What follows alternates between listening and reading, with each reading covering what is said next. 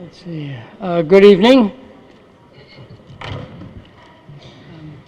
I'd like to call this meeting of the Board of Education for February 28th, 2018 to order. We have a lot of people up in the dais that are present, but in terms of the attendance by Board of Education members, we take attendance, and I'll say myself, Philip Dwyer, Mrs. Jacobson, Mrs. Gerber, Mrs. Maxon Kennelly, Ms. Pitko, Mr. Peterson, Mrs. Vitale, and Ms. Leeper are all present. Mr. Acer is on his way, but he's running a little late. Could I ask you to stand for the Pledge of Allegiance? And if you would, remain standing for a moment of silence. The flags are on either side. I pledge allegiance to the flag of the United States of America and to the republic for which it stands, one nation, under God, indivisible, with liberty and justice for all. If you'd remain standing. We lost precious souls a couple of weeks ago that have brought renewed conversation on security in schools. That's one of the principal purposes of this meeting. And I think it, out of respect for the students and faculty down in Florida, if we could have a moment of silence.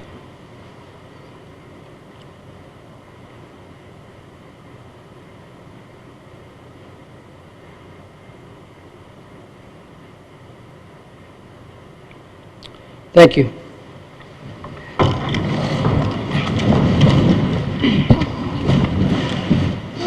So again, welcome.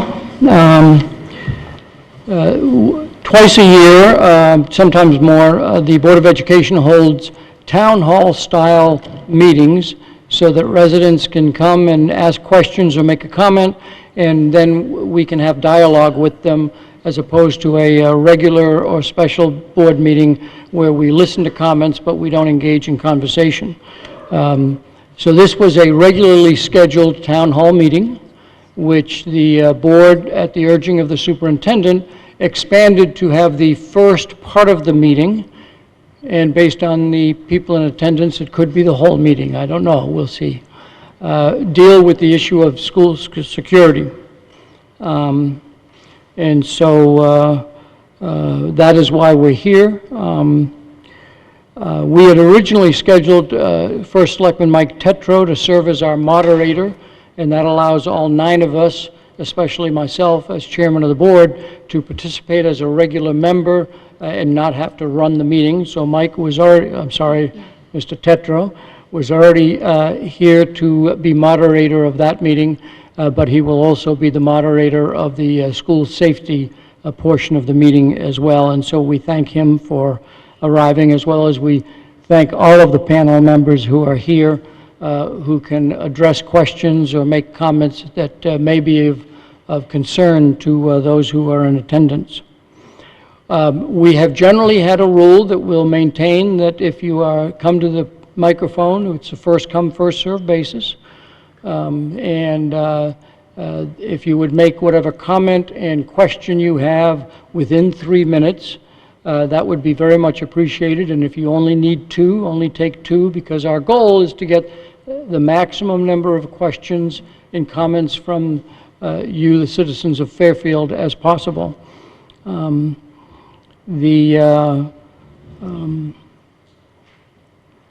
A quick question. We had normally was going to have this for general questions on the facilities and finances and programs of the school district. So that I might gauge time as to allowing time for people who might have arrived for those reasons and not school safety. Are there people in the audience who are here that would like to be able to ask general questions? Because I'd ask you to let the first portion of the meeting be on school safety and the second portion on more general questions. I see 1 hand go up. 2. Okay. 3. Okay. So we will make sure that we get to those 3, or if it's 4 or 5, that doesn't matter, at the second portion of the meeting. There is a sign-in sheet on the podium, and it will be very helpful to our secretary and to our staff who keep the records, if you will, in the minutes. If you would remember to sign the sheet when you come to the podium with your name and address. That would be very, very helpful to us. And normally in a town hall meeting, it is the board that is here and not the superintendent. This is an opportunity to talk directly to the board and not through the superintendent. So depending on how long the meeting goes, you might find the superintendent as well as the balance of the panel over there will move off the stage, and it'll be just the board members here. With that having been, and last comment, on school security, while the superintendent, the police chief, the first selectman may be answering and responding to the majority of questions, there may be times where an individual board member wants to comment on something, and so from time to time you'll see them raise their hand, and Mr. Tetreault will recognize them for a comment. With that being said, I turn the meeting over to the first selectman, Mr. Tetreault. Good evening, and thank you, Mr. Dwyer. Thank you all for coming out tonight. As Mr. Dwyer mentioned, ground rules are pretty straightforward.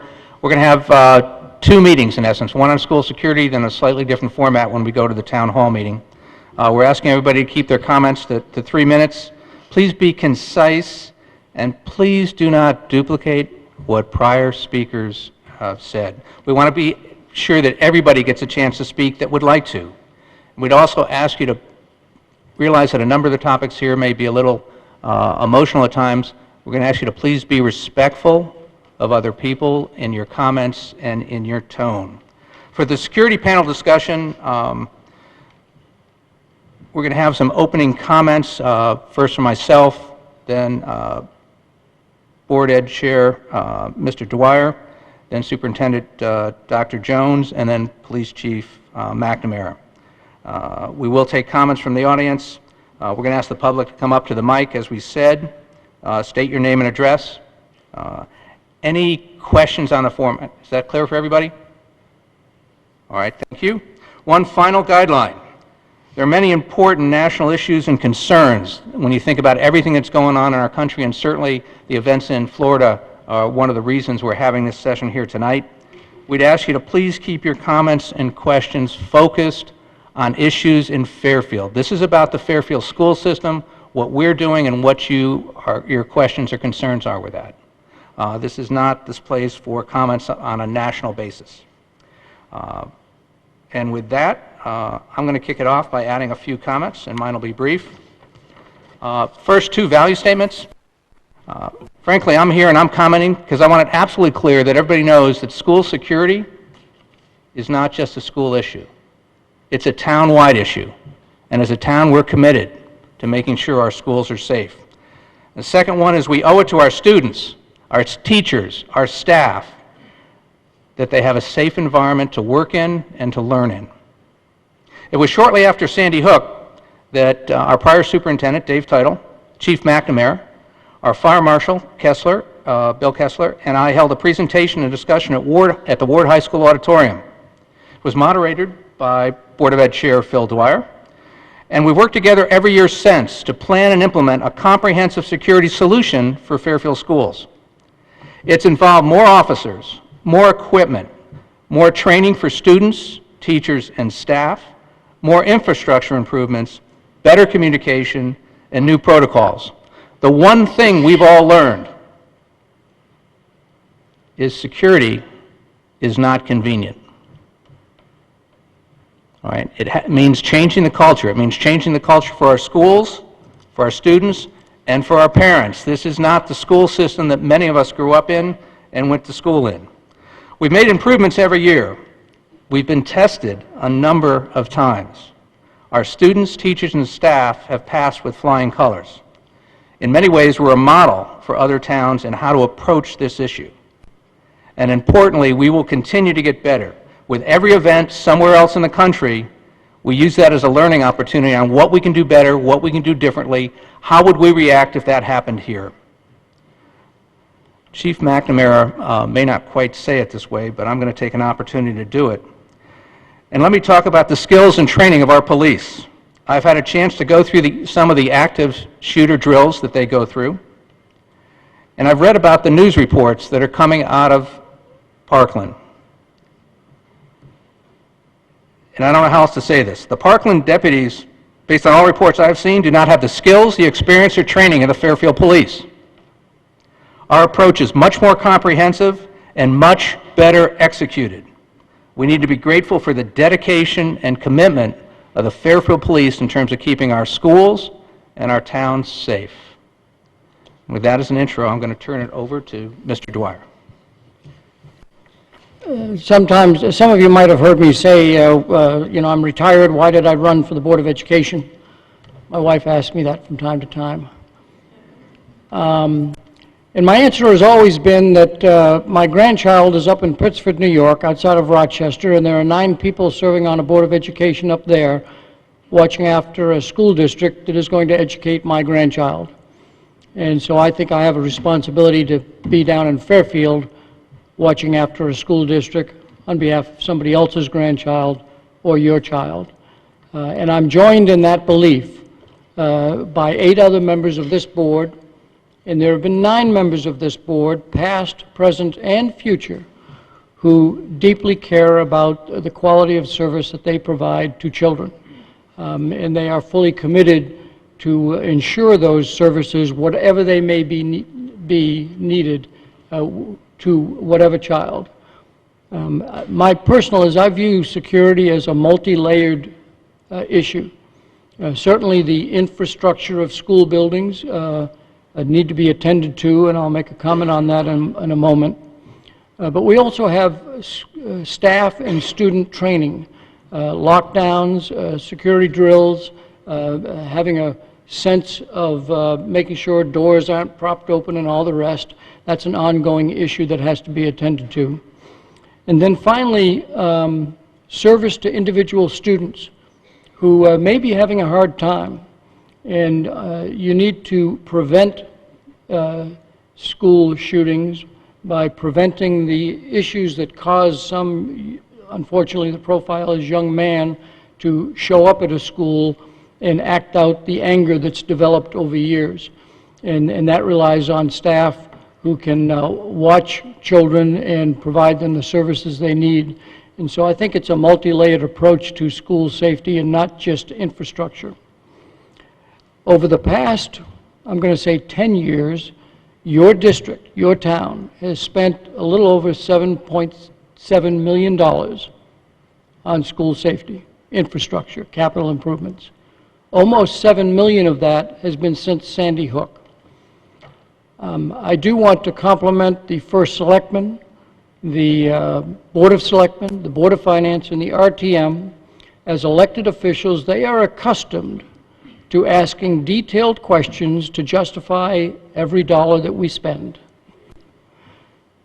When it comes to school security and safety, we have asked them to trust our police chief, our staff, our board, that we are spending those dollars wisely, but we don't want to talk in a lot of detail on what we're doing and where we're doing it. In the year of Sandy Hook, we took a line item that was $100,000 and spent $750,000 to make immediate security improvements to the schools that we operate. The town bodies said that makes sense.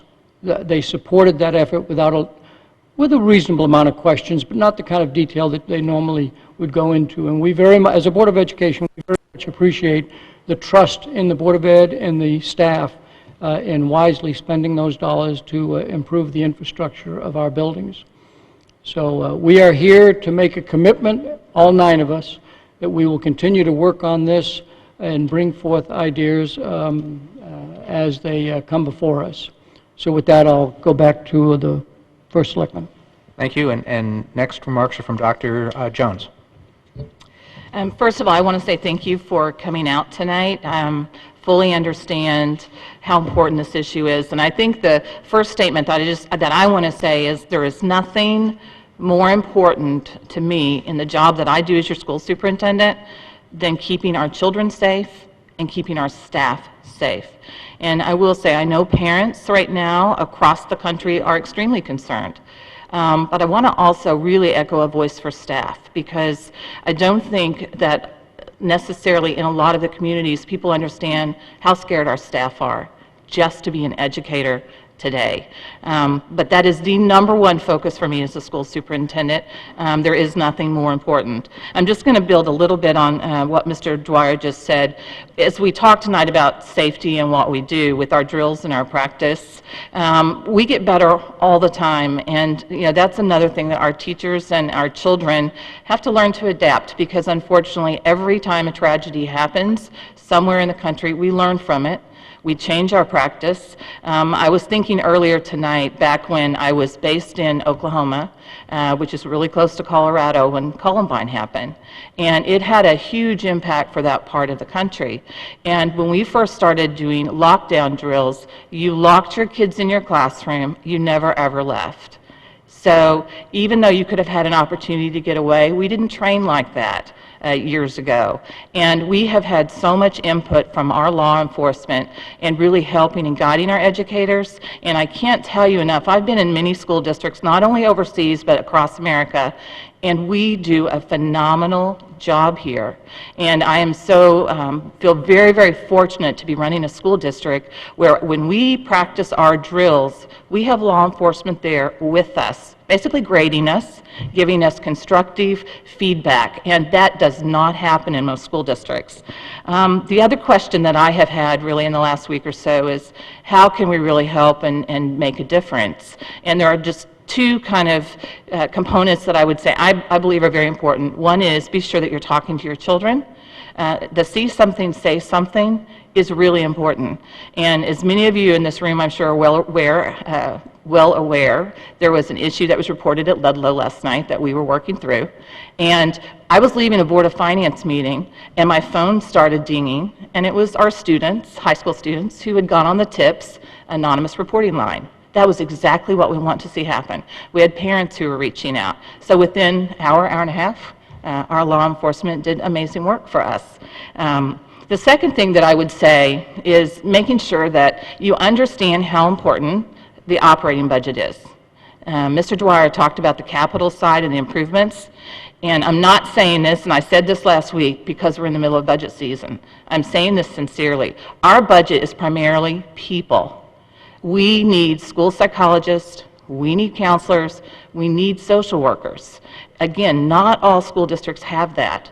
And I went online just to see, in Florida, their high school of 3,100 students, and I just wanted to see how many counselors they had and kind of measure that. I could only find 5 counselors. I'm hoping they had more than that, because that's a huge student to counselor ratio. And I think in Fairfield, we have been very committed to making sure that we're trying to keep our schools staffed so we can connect with our children. And I cannot emphasize that enough and how important that is. And I'll turn it over to Mr. Tedrow. Thank you, and just some final opening remarks from Chief Mcnamara. Oh, I might be a little long, sorry. A little longer than the other opening remarks. But first of all, I think it's important that we're all here. The events of last week in Parkland did a couple things for all of us. Number one, we were able to see, or you were all able to see, some of the video from inside the school and some of the experiences that the students had, which is really bad. And then some of your well-held thoughts might have come into doubt. 2 of them in particular. One is, well, if we tell you about it, do we do anything about it? And again, you have to understand that investigations of this magnitude take a long time. So while there's preliminary information out there, you really have to wait until the whole body of work is completed to understand it. But just preliminary information that you get is that somebody did report and the information wasn't acted on, and that's a strong-held thought in your minds that you report something and it's going to be acted on, so that leaves doubt in your mind. And then the second thing is, well, we hear the potential of an officer that didn't go into the building. And that's another thing that's going to obviously lead to some doubt in your minds. Well, wait a minute, we thought that our officers were trained and they would go in, so it adds a lot of doubt.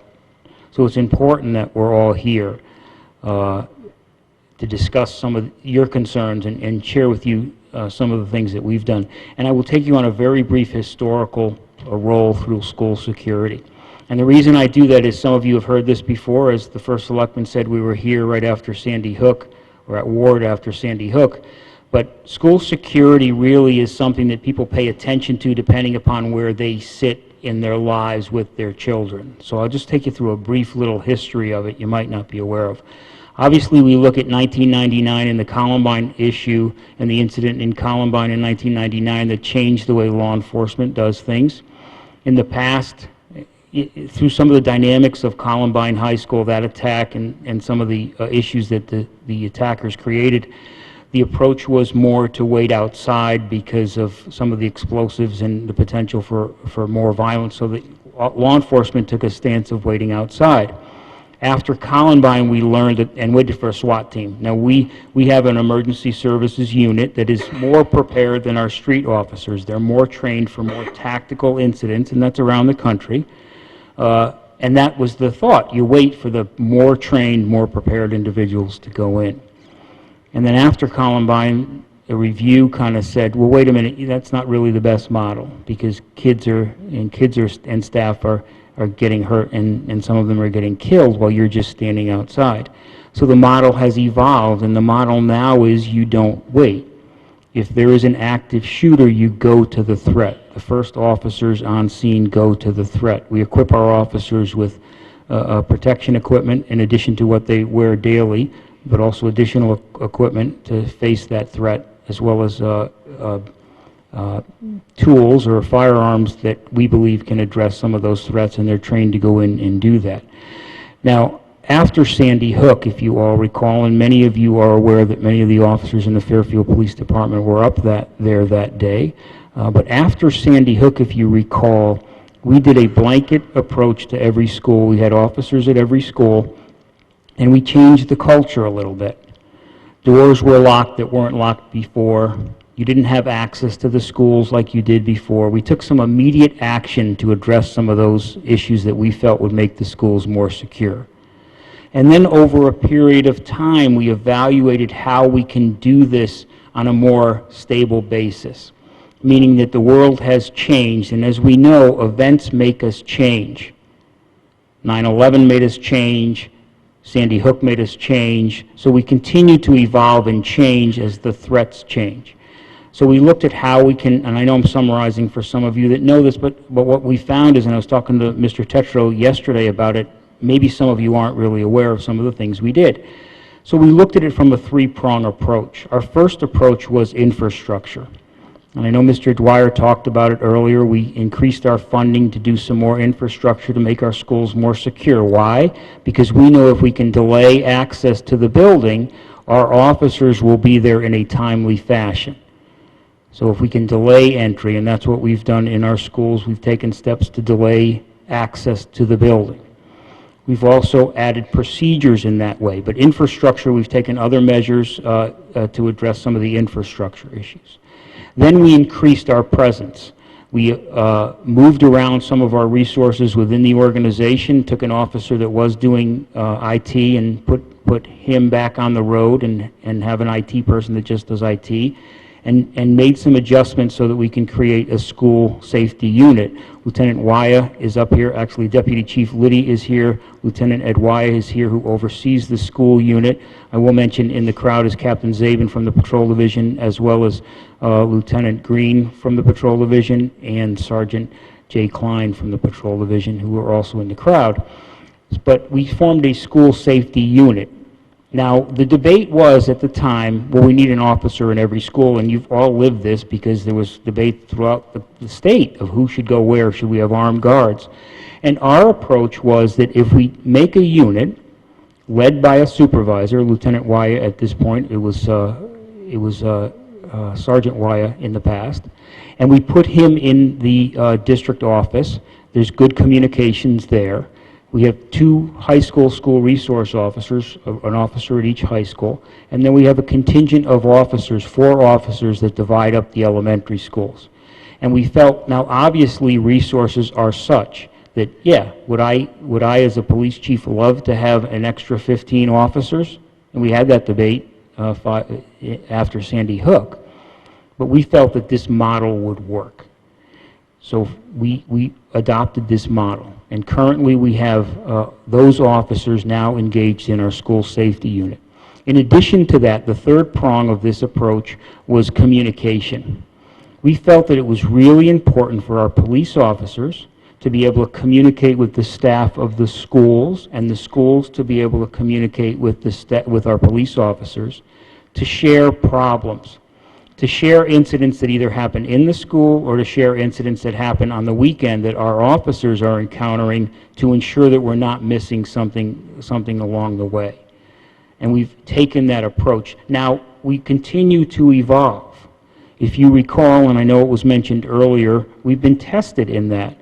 And if you recall, some of you may or may not recall this, we had an incident at Sherman School several years ago. After we implemented these changes, we had an individual who made a threat to Sherman School. And we arrested the individual. Probably 3 years ago, we've arrested him. Why? Did we feel that he needed to be arrested? Well, he made the threat, so certainly he did. But it's important to document it and get that in the system. Do I want him to go to jail? No, but we want him in the system so that he can be held accountable. We don't want things falling through the cracks. What did we learn in that case? We only notified Sherman School parents. We put a blast out to Sherman School parents, and then that traveled like, how come you didn't notify the district? Dr. Title at the time, Mr. Tetro, and I had a discussion to say, if it happens to one school, it happens to all. We got to be better in our communication. We were then tested again when we had the swatting incident in 2015, in October of 2015, where our approach to a swatting incident, meaning that calls and threats were made to multiple schools, our approach was at the time to lock every school down. We didn't know what we had at the time, so we locked every single school down, including the nursery schools. We called in resources from out of our town to help us have police officers at every school. And it was successful. Now, what we learned from it, and steps were taken to address some of the accommodations within the school and some of the problems that were encountered with notifying the schools so they can take a more relaxed posture. But we've adapted from that. One of the things we've learned was that communication from the police to the schools is difficult. So now we have radios in all of the schools that allow the school to pick up a radio and communicate directly with the police department. And we've tested those radios during some lockdown drills. So we are always evolving. Now, let me just gather my thoughts for 1 second. So I'm not going to be able to gather my thoughts, so I will just end with this. We are here today to hear from you as to some of your concerns. Here's what I will end with. Yesterday, first of all, this has been a trying couple weeks, and we all know that. Yesterday, the Westport Police Department had some information about a student making a threat. We worked with Westport. We provided officers down to Westport to help them with their threat, and they addressed it, and they've resolved it, at least to the point where it was safe. We put officers at all of our schools because we didn't know whether the threat was here. No indication it would be, but you all would ask why, it was right next door, why didn't you do something? We communicated with the Board of Ed or the superintendent to let her know what we're doing, and we kind of shared that there was really no threat, but we want to kind of let you know, we're keeping you in that loop. Then last night, as Dr. Jones had mentioned, this starts to spread where parents are getting word that there's an individual threatening. Instantly, Lieutenant Wyatt and his team, some of our patrol members, are evaluating, researching it, and the individual within an hour and a half is in custody from Southern Connecticut State University under arrest, held up in court, went to court today, and is now in the system to be held accountable for his threats. And then we blast something out. Why? Because we know that this kind of stuff creates some panic and a tremendous amount of angst amongst all of you, and we want to continue to do our best to show you to have faith in us that we're doing the best we can, and at the same time know that we're sharing that information with you. Sir. Thank you, Chief. At this time, I would invite anybody to come up to the podium. Just give us your name and address, and if you care to address a question to the group up here. we will do our best to answer it. Good evening. I'll start us off. Thank you for hosting this. My name is Jennifer Barahona, and I'm at 74 Cardinal Street. First and foremost, I'm the mother of 2 children at McKinley. I'm the wife of a teacher at Staples, and I'm the executive director of the Newtown Sandy Hook Community Foundation overseeing the recovery in Sandy Hook. So as you can imagine, this is particularly emotional for me because I'm getting it from 3 ways: as a mother, as a wife, and professionally. I don't have the luxury of only thinking about this when something like Parkland happens, or Las Vegas, or Texas, or 2 weeks ago I got a call from Kentucky asking for my assistance, and I had to Google them before I could call them back because I didn't even know what school shooting that was, because only 2 kids died, right? And so that doesn't even make the news anymore. There were some really promising things already mentioned here by you, Phil, by Dr. Jones. I said this 2 years ago when there was the 2-hour lockdown here, and people were worried about providing porta potties in every classroom and all of that. You know, we can make, and I think the police department does an outstanding job in Fairfield, I really do. We can fortify the hell out of our schools, but the threat will come internally. So if we are not doing the best job we can possibly do with identifying kids, hurt people. So if we are not identifying the kids that are hurting and might be a threat, then all of this, in my opinion, is really for naught. We need to have teachers trained. In Newtown, we trained every single teacher in the district in brain health or mental health first aid, if you will. Teachers need to know and recognize the signs. Kids need to know. Thank God the kid at Staples who reported something when he or she heard something, and that may have circumvented a very different conversation than we're having tonight. So I think you're absolutely right, Dr. Jones. We need every parent to be concerned about this and fighting for the budget, not just after an incident like this, but every budget season, to say, do we have adequate number of mental health professionals in every one of our schools? What resources do we need? And how can we as a community come together with the parents, with all of you up here, to get the job done? Happy to take questions, or if any of you, especially on the Board of Ed, want to address particularly the SEL programming that is necessary to do this. I'm sorry, your question was, you're looking for a comment back from... I think she might be asking. You know, anyone who has an opinion on, you know, what I stated in terms of the importance of, you know, the training. There's a lot of great programs. You know, Sandy Hook Promise was created after Sandy Hook. They offer programming in the schools. Okay, you know, thank what you. is the school doing, and what could we do more of? Would somebody like to speak to that? Yeah, I think I'm understanding what you're asking. And when I'm mentioning the operating budget and we're looking at some of those components that are inside the budget, I'll just give a couple of examples.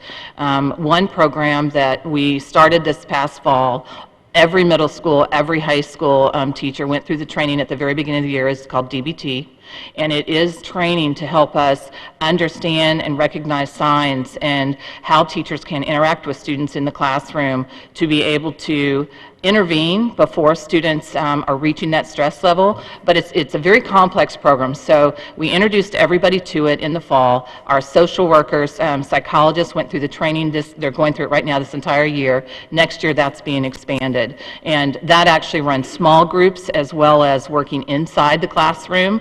Very expansive. We are adding in this budget a behavioral program. We call it CLCS, which is social emotional, so that for our children who are in the elementary age and really need a really stringent intervention, that we have that available in our school district, which we have not had previously. Those are just 2 examples, but we are enhancing our what we call the SRBI process, which is our intervention process. So if we have students who are struggling for any reason, whether that's academic, social, emotional, that we're really working on fine-tuning the system so that we're working with children not only in high school, but when they're little and early and intervening.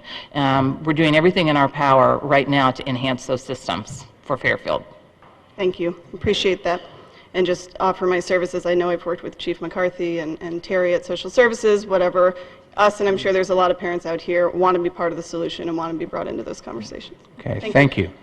Mr. Dwyer? Since the speaker asked if any board member wanted to comment, is there any board member that wants to add to Dr. Jones's comments? Next person. Hi, my name is Kathy McElroy. We've been in Fairfield for 20 years. We have 2 children in the system. After Sandy Hook, I was teaching at 6-6 Magnet School over in Bridgeport, and one of the first things that they did to change and make us more secure was they changed all the locks on every classroom door and the closet door of my room so that you didn't need a key. Anybody can close the door and lock it from the inside. And then I was at a PTA meeting at Ward, and I approached one of the administrators just to say, so do you have something similar in place? And I was told that instead of a door that just locks with a button, you would need a key from the inside, and that key is accessed through the teacher. Now my concern is if a teacher happens to step out of a room or is not there, and then there's an active shooter, my daughter's inside a room, I would like her to be able to lock that door with all her peers inside the room with her. And I'm wondering if you have changed that, or if you've changed your opinion about that, and what can we do to make sure that in this case we just have the right locks on the doors. Okay, thank you. Who would like to take that?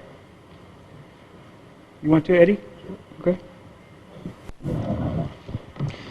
Thanks for your question. And you are correct that the locks, the doors are locked by a key. And a policy that we're trying to get adopted by all of the schools is that the door handle remains in the locked position, so that at any time, if the teacher for some reason wasn't in the room at the time that a lockdown gets called, anyone could grab the door and just pull it shut, and it is already locked. Okay, I appreciate that, because I had asked them about that, and they said, well, we don't want kids playing pranks because they might get locked, and I think locking the door so that it can... And I just want to add to that, it's not typical that a teacher would step out of the room and leave the class unattended, but if for whatever reason it happened... I could go back to get my backpack, Right. and then something could happen. I mean, I just want to make sure that that's... we're trying to get that adopted district-wide. Thank you. Thank you. Is there another question? Again, just give us your name and address, if you'd be so kind. My name is Sherry Myro, and I live at 196 Stevenson Road. And I'm here to make comment about a walkout that is going to occur at Fairfield Ward High School on March 14th. And why I realize that safety is first and foremost with keeping these children safe. There's something else I want to address. In reading this paper that has been passed out at Fairfield Ward High School, I find myself taking offense to several things that are stated in this pamphlet. It states that any student who does not participate in this walkout should not be harassed, questioned, or made to feel uncomfortable in any way, shape, or form. Well, this is not happening. Students are being asked in class by teachers to raise their hands if they are taking part in this walkout. This is being done in front of a group of their peers. When they don't raise their hands, they are being asked point blank by teachers, why not? Some students are feeling pressured to raise their hands because they are worried about the repercussions that will come. As educators, are we not instructed to keep our political opinions neutral when instructing the young men and women in our care? We are also instructed from a student's first day of school that bullying will not be tolerated. Well, when being asked in front of other students by a teacher why they won't participate is a form of bullying and belittling to that student. While I do feel that we live in the greatest country there is, and we have the freedom of speech and the right to protest, I do not feel that the school is the place to hold this. Schools are an educational institution, not a political arena.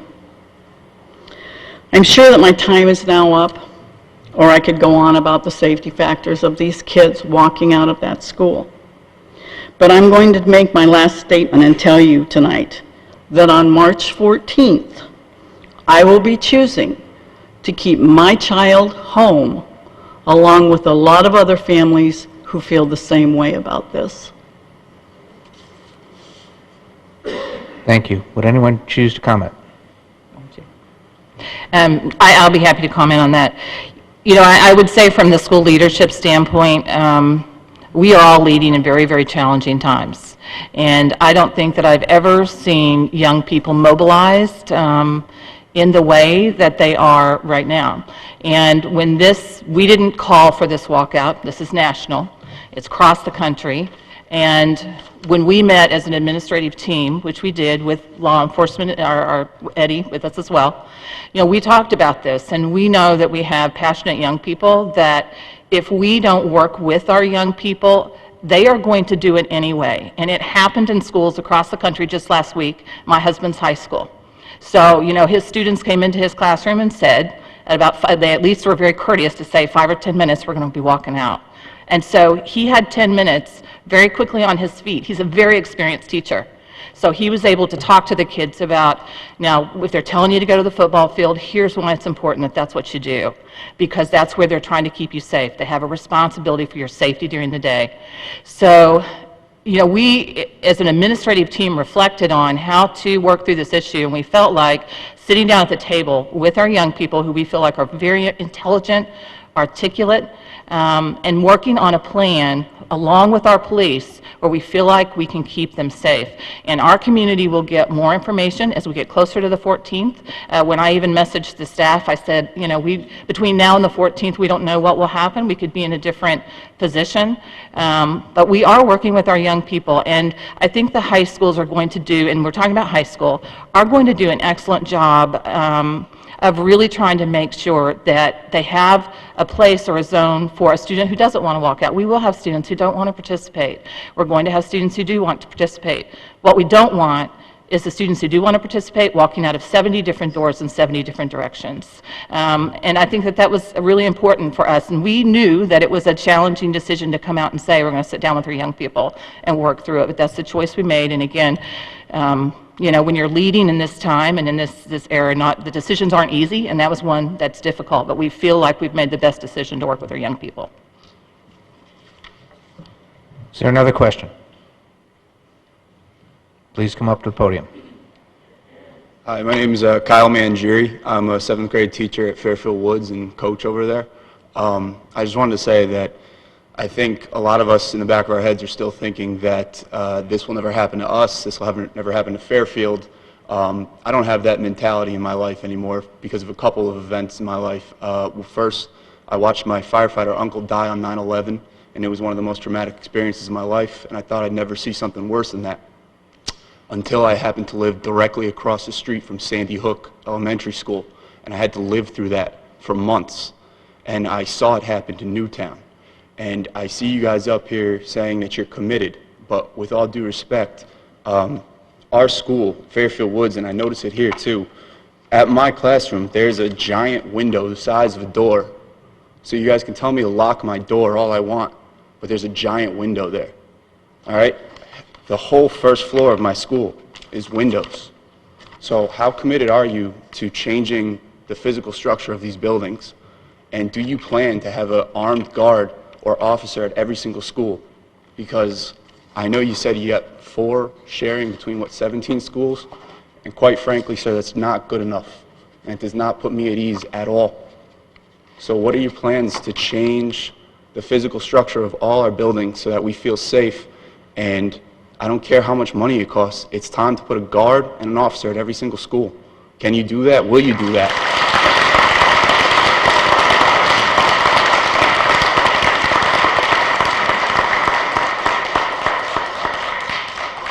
Who would like to take that?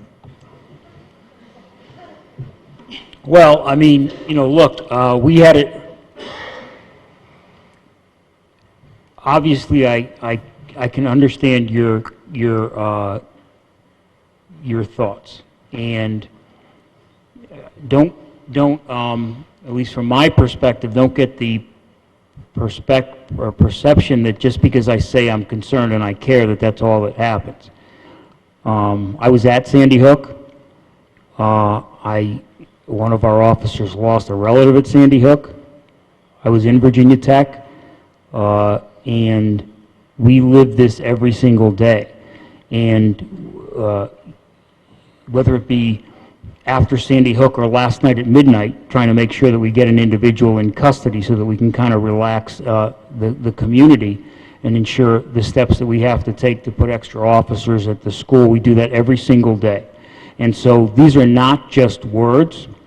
They're more than words. And some of, I can't talk specifically to the window in your classroom. I know that there, so, okay, but what I'm saying is I can't talk specifically to that. I mean, we have infrastructure, we have people from the Board of Ed, from the district here that can talk maybe more of the structural issues. But our goal when we formed our school security unit was to take a modest approach to increase officers at our schools. And we felt that that model worked. I'm the police chief. I'm not trying to build an empire, but at the same time, you all are the ones that support increasing a police force or not. I mean, you know, we took the modeled approach that we felt was most effective for that.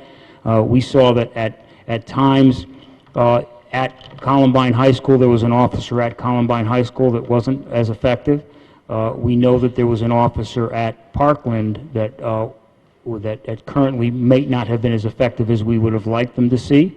So we felt that our approach worked. And while you say that there's 4 officers for 17 schools, each officer is committed to 3 or 4 elementary schools and 1 of the middle schools.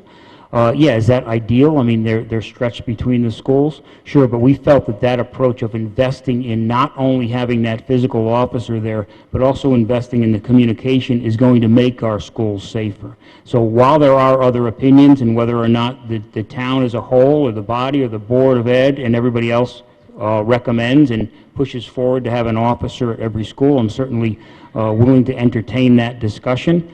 But our model has been very effective, and I'm not saying that we sleep well at night because of that model. We don't, but I am saying that our model has been effective to date, and we feel that we're getting a lot of investment from the officers that are engaged in that school safety unit.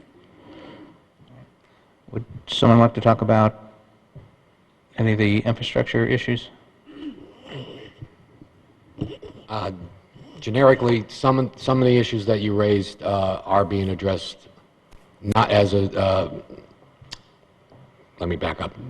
Windows are being addressed on the exterior of building, hardening of, and making entry to the building more difficult. That's an ongoing project.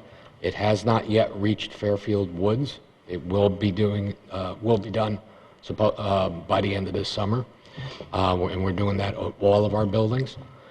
Some of the interior ones, we do change doors. It's a long process getting through all the buildings because there are similar cases spread throughout the district to the example that you held up. There are also programs, processes to actually, some of the windows that you're showing that don't obstruct sight lines. We're working on that by either frosting glass or removing the glass. So there are a couple of different programs that we're doing that are going through the schools, and just can't magically happen all in a week, a month, even in half a year. These have been ongoing construction projects for at least a year or 2. Some of them go back. We've done multiple projects since Sandy Hook, even before.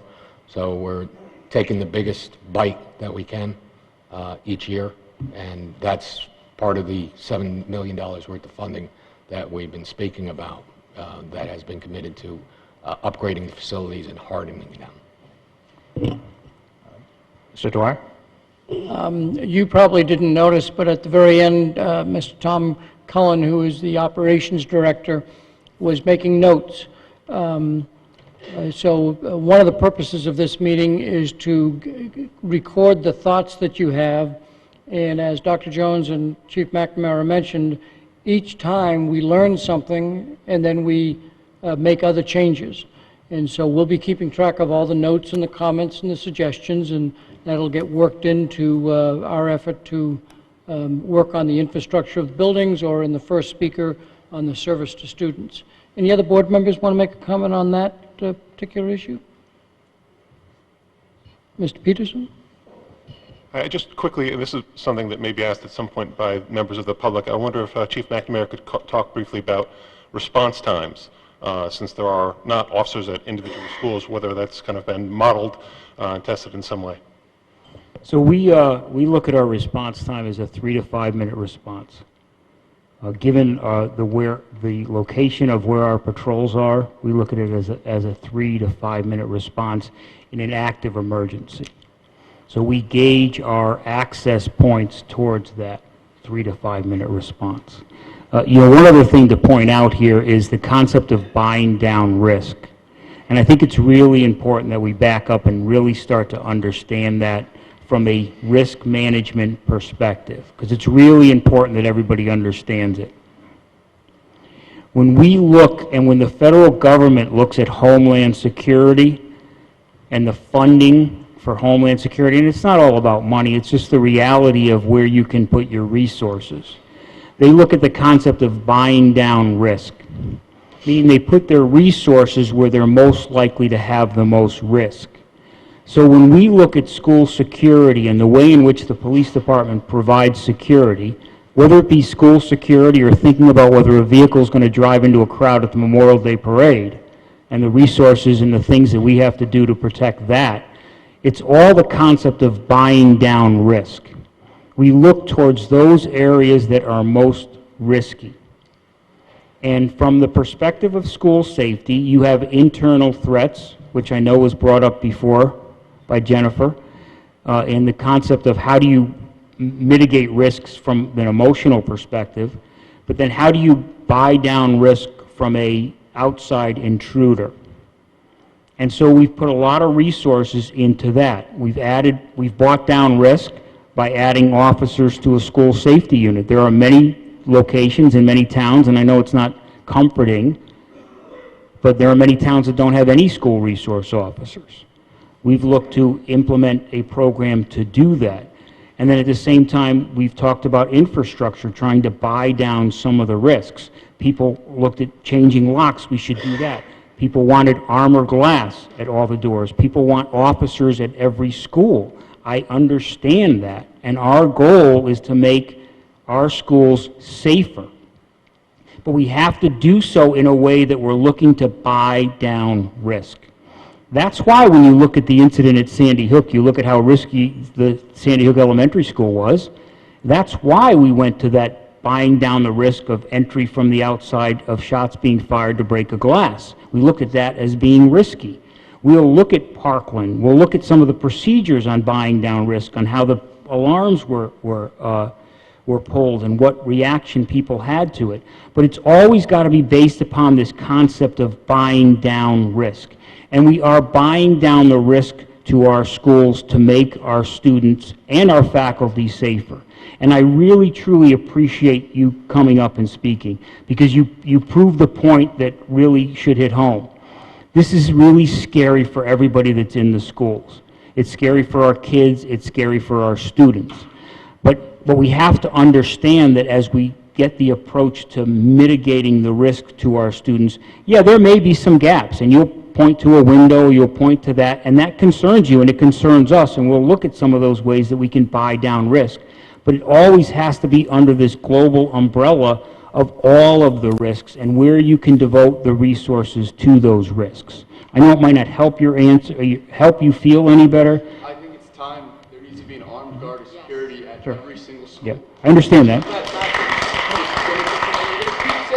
not going to happen to Fairfield. It will never happen to me. Put an armed guard at every single school. It needs to happen. The psychologists, all that's great. You need security at every single school. Okay, well, thank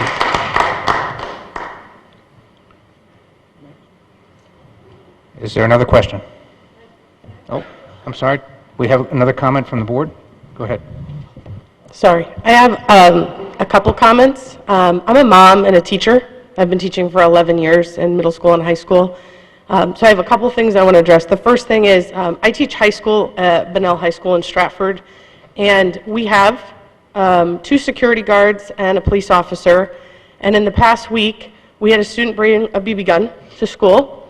We went into lockdown, and the police officer went for the student and secured the building. And I felt, as an educator, very safe to know they were there. My second thing is talking about glass and infrastructure. My daughter attends the CLC at Burr. The entire building is made of glass. And I have not talked to the principal yet to ask about the infrastructure, but it brings up a good point. I know that the receptionists do a great job of who enters the building, but is there anything in plans to look in the infrastructure of that school? It's just one huge glass dome. Yes, there is. It's part of the hardening package that I spoke about, and that will be coming will be done. Thank you. Is there another question? It's my turn. Hey, my name is Danian Zheng. I live at 33 Pansy Circle, right next to Osborne Hill. My son goes to Osborne Hill. My daughter is one of his students. Thank you for taking care of them every day. So you actually talked about the question I'm here to talk about first, because exactly same thing. I noticed Woods has all glass windows in the hallway, and I'm an engineer. I have a PhD in mechanical engineering. I have been practicing building large turbines, machinery for the last 16 years. So for me, looking at that risk, my first response is, could I have an engineering solution to that? So I'm really glad I heard about the facilities that you were talking about, hardening the school. And one thing I have been thinking is, I also heard the chief talk about, your average response time is 3 to 5 minutes, which is actually not bad at all. It's really state of the art in the nation. What I'm thinking is, I looked through this time the Parkland shooting timeline, and I noticed that from the kids coming into the school, the bad guy, starts 2 minutes later he started shooting, and 7 minutes later after that he's gone. So the 3 to 5 minutes response time is good, but I feel it's just not enough to address that. I think officer in school is a great idea. I think that will help definitely. But if you think about a situation like in Parkland, you have 3,000 students in there.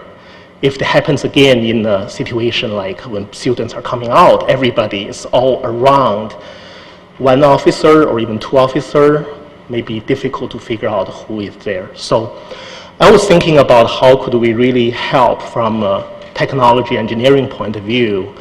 And one thing I come to, actually there are 2 things, but the first thing I come to my attention is if we can start thinking about hardening the doors and the windows. I think windows is a little bit easier because if you block the bottom half, then it's very difficult to break and enter from the top. But I feel for the doors we have there, really the doors, even we have good locks on it, when somebody coming in with a rifle, they can shoot through the lock and get in, gain access pretty easily. So I went online, I did some search on eBay, and read about the the NIJ, the National Justice Institute, whatever, bullet-resistant solution in general. So my takeaway from that little research study I did is, on eBay, I don't know anybody realize that, a piece of 10 by 12 panel of bullet-resistant panel, I think police officers might be familiar with those, sells for somewhere, depending on if you buy the steel ones, they're heavier, sells for about $40, $45 a piece. And if you buy the lighter polyurethane, ultra-high modulus polyurethane pieces, they are maybe more expensive, $80, $90 per piece. So I look at my door and where my daughter goes there, I can block a good chunk of that door with maybe 6 pieces of those. Let's say we buy the polymer pieces, they're like 4 or 5 pounds each. I can block a good part of that door, harden it within, $500, $600. And if we get in bulk, we can get that cheaper. So if you could please wind up your comments, you're kind of running a little bit. I will try. So my question is really, if we can figure out, I mean, I can volunteer my time really, that's for all kids' safety. If we can figure out a solution to harden each door, and the Fairfield I think has 60 rooms-ish, that's, maybe we can do this within $100,000 and we can get parents to donate. Will that be something you guys want to consider and maybe just give our teachers some more time when our police officer can respond? Thank you.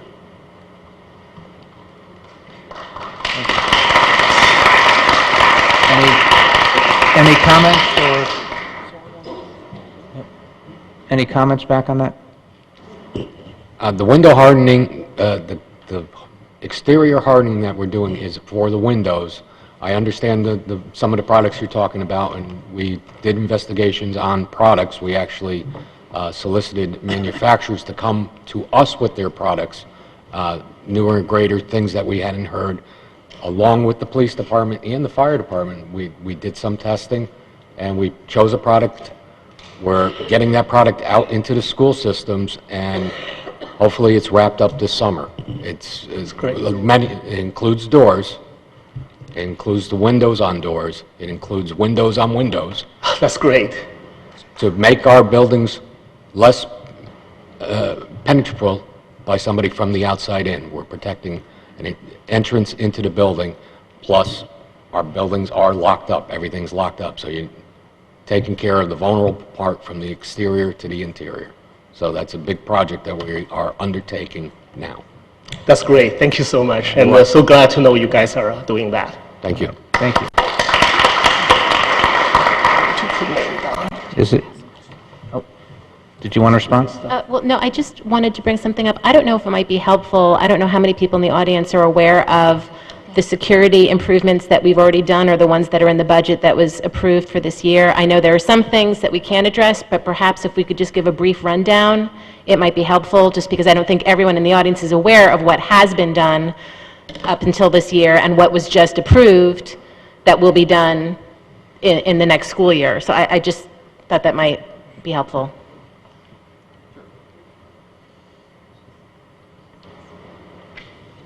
Some of the things that were done or are being done. We have a communication system that brings real-time information to the emergency responders. That's an after-the-fact kind of thing, but it is very important that we share our documents in an efficient manner whenever we have some type of an emergency. We have a camera system, a quite pervasive camera system throughout the district that is functional throughout all of our buildings. It's online for us. It's not online for the public. Police have access to that in an emergency situation and also in investigations. We've done fencing projects at some of the schools around portable classrooms, which were a vulnerability because they were outside of the main school building. So there was questions about protecting access between the remote building and the main building. We're doing the window hardening package, and that's still ongoing. We are doing upgrades to our PA systems, both external and internal. We've done intercom upgrades. Simply the fact that it used to be the only place that you can make a PA announcement was from the main office. Now we can do it anywhere in the building. That's very important safety item. Let's see. We are doing things like putting up ballards or putting up large planters. Those will be coming out soon. That was just bid out. We've done front entrances. We've done intercom systems. We've done card access systems throughout all the buildings. That was done going on 5 years ago, which was a quite pervasive system. We're looking at, we have emergency kits in the rooms. We have emergency toilets in the classrooms. That was something that we learned from our 2015 swatting incident, that we needed these emergency supplies because we could be into a long-term lockdown. We were in lockdown for over 2 hours, and that was too long for many of our classrooms, so we've put supplies in the classrooms. And then there's hardware upgrades that are done throughout the schools that are ongoing. Changing of locks, sometimes we'll find about a deficiency that we've been doing lockdown drills for over 10 years in this district, and sometimes after a lockdown, the evaluation is we need to change the lock in room whatever, and we will do that. We do that, probably we get something after every lockdown drill because we're testing our system, and the scenario is changed. Lieutenant Waya makes sure that we're stressing the system when we're doing different lockdowns. We do play different scenarios to make sure we're testing all different kind of conditions. And as I said, one of the projects is the hardening. Everybody was asking about the windows. We are working on that, and that's in progress. Several schools are done. They were done last summer and fall, and the rest will be done this spring, summer, and possibly into the fall. And those are, well, that's same one. All right, thank you, Thank you. Sal. Thank you. Is there another question? Hi, my name is Meg Horn. I live on Knollwood Drive. I'm an Osborne Hill parent, but I am also a Sandy Hook teacher. All of this is so important, and I strongly believe in most of what people have talked about, but I won't repeat. One thing that's not sitting well with me right now, and I just would like more clarification on, is the locking of the doors. That concerns me that only the classroom teacher has the key. It also concerns me that you're just going to hope they remember to have it locked, and I'm just curious to know, how do paraeducators know about it? How are substitutes informed about it? What is protocol? I understand you can't tell me everything security-wise, but that worries me as a Sandy Hook teacher and a mom. I just am curious to know more about that. You were correct that there's details that we can't share with you. I can tell you that the key is in the classroom. It's not physically on a person, and that this has been drilled and done for well over 10 years. The training is, we have it multiple times a year. This has been working. It's done timely.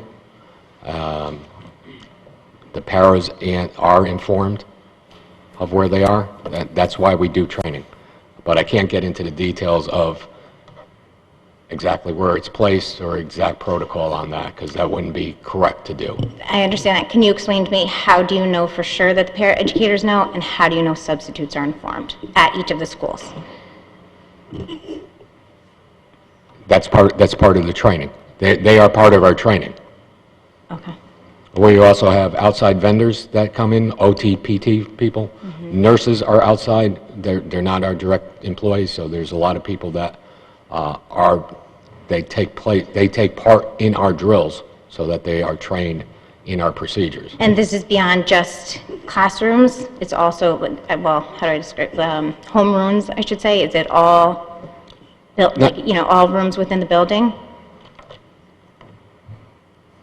Every room is lockable. Okay. The actual locking system, you're focusing on the key. That's one particular type of lock within very many different types of locks. If you look around here, we could lock down this room, and it's a different type of lock than would be on a classroom. So it's based on the use of the space and the type of hardware that you would need to secure it, while keeping in tune with fire code issues. Mike? I don't know whether this answers your question, but my wife is a volunteer who goes into Fairfield High School every day. She is aware of where the key is in the process, and she's a volunteer, so I think if they've reached the training down to volunteers, I think they've made a good faith effort to get it to all of the people who would be in a position. Thank you. Is there another question?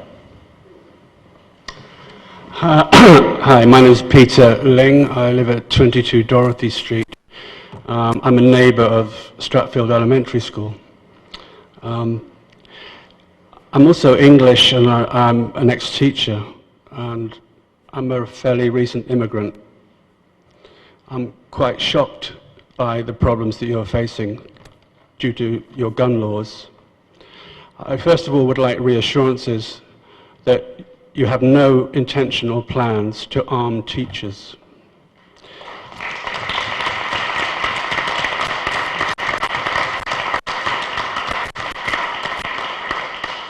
Secondly, I'd like to congratulate everybody on the stage who's spoken in a very measured and reasoned way on a very, very difficult job under these circumstances.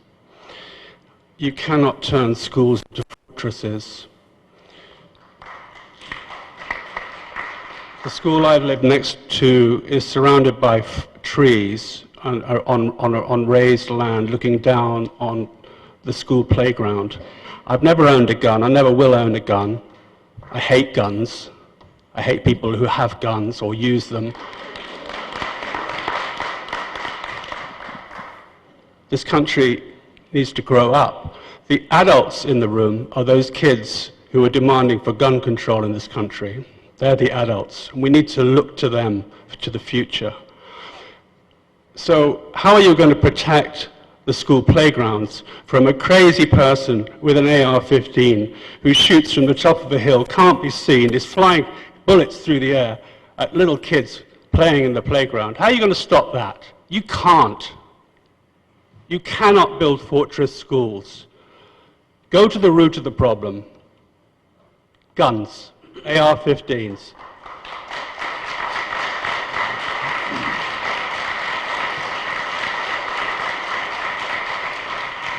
These are war machines. They should never be sold to civilians. Why are they sold to civilians? Are you at war with yourself? Stop it, America. Grow up. Thank you.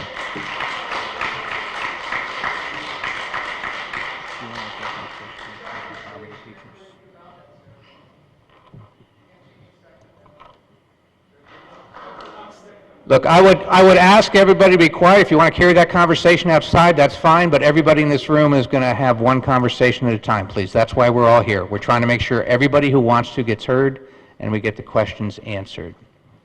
Could I just make one comment with regards to arming teachers? I'm not in favor of that.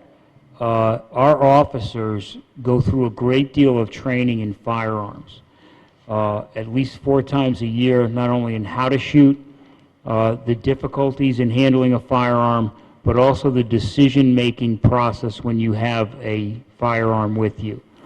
And that is the most important part of any training, is knowing when not to shoot.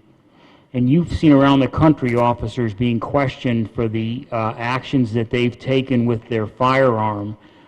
In instances, some valid, some not, and then now we're going to add a layer of teachers to do that. So I'm not in favor of that, and so I would get a big no for that.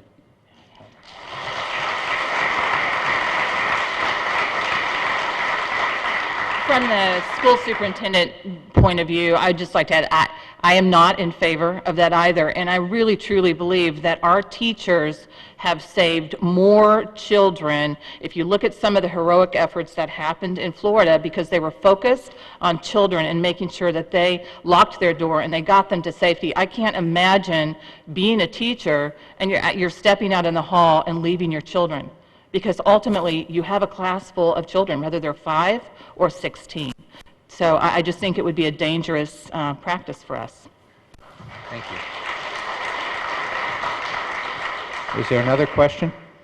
My name is Melissa Held. I have one child at Ward and one graduated from Ward. I want to first thank you for doing this and for the dedicated service of our police department. I know we're in good hands, and I know you're always looking to improve. But we do need improvement. I have one child, I won't name who goes in late to school or had gone in late to school. It's very easy to walk in late into that school unannounced in an empty hallway. I've called that school when there's incidents after school, right afterwards. People filming the students coming out of Ward High School. No one knew what to do. Couldn't get anybody. Everybody's absent. My kids went to Fairfield Woods. There were security breaches there. We had someone there the day before a threat of a local resident who had firearms in their home. We made some changes. There was still access to that building. So doors need to be locked, schools need to be patrolled, and while we don't want a fortress, I am in support of having a lot more security at our school. And so my question really comes down to, what does it cost to add to the security to our school? And is there a task force of volunteers, parents, professionals that will raise that money? We are a very wealthy state. We have companies here. We have dedicated parents. That money can be raised. I stand here with a child who doesn't feel safe at school. Worries me. Our schools are absolutely targets from within and from without. And while we're trying to mitigate that, and you've planned and you've done a great job, there's always that room, but there's red tape and there's finances, and we can't really sit back and wait. We can raise the money. We can make that difference. I don't want a teacher going to school worried and looking over their shoulder instead of educating my kid. It's not fair. It's not fair to my kid. I went to my kid's elementary school on Sandy Hook Day, and I sat there and I waited outside. And I said to my child, if you hear something wrong, there's a classroom door to every door in Jennings. Walk out. And what does my elementary school kid say to me? But I'll get in trouble. I said, that's okay. I said, I don't want my kid to have to think about that. It's not fair. We can't wait. We are so close to so many things that have happened. It is very possible here.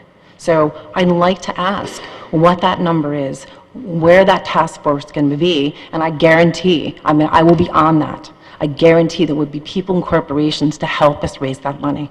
Every school deserves to be safe here. Thank you.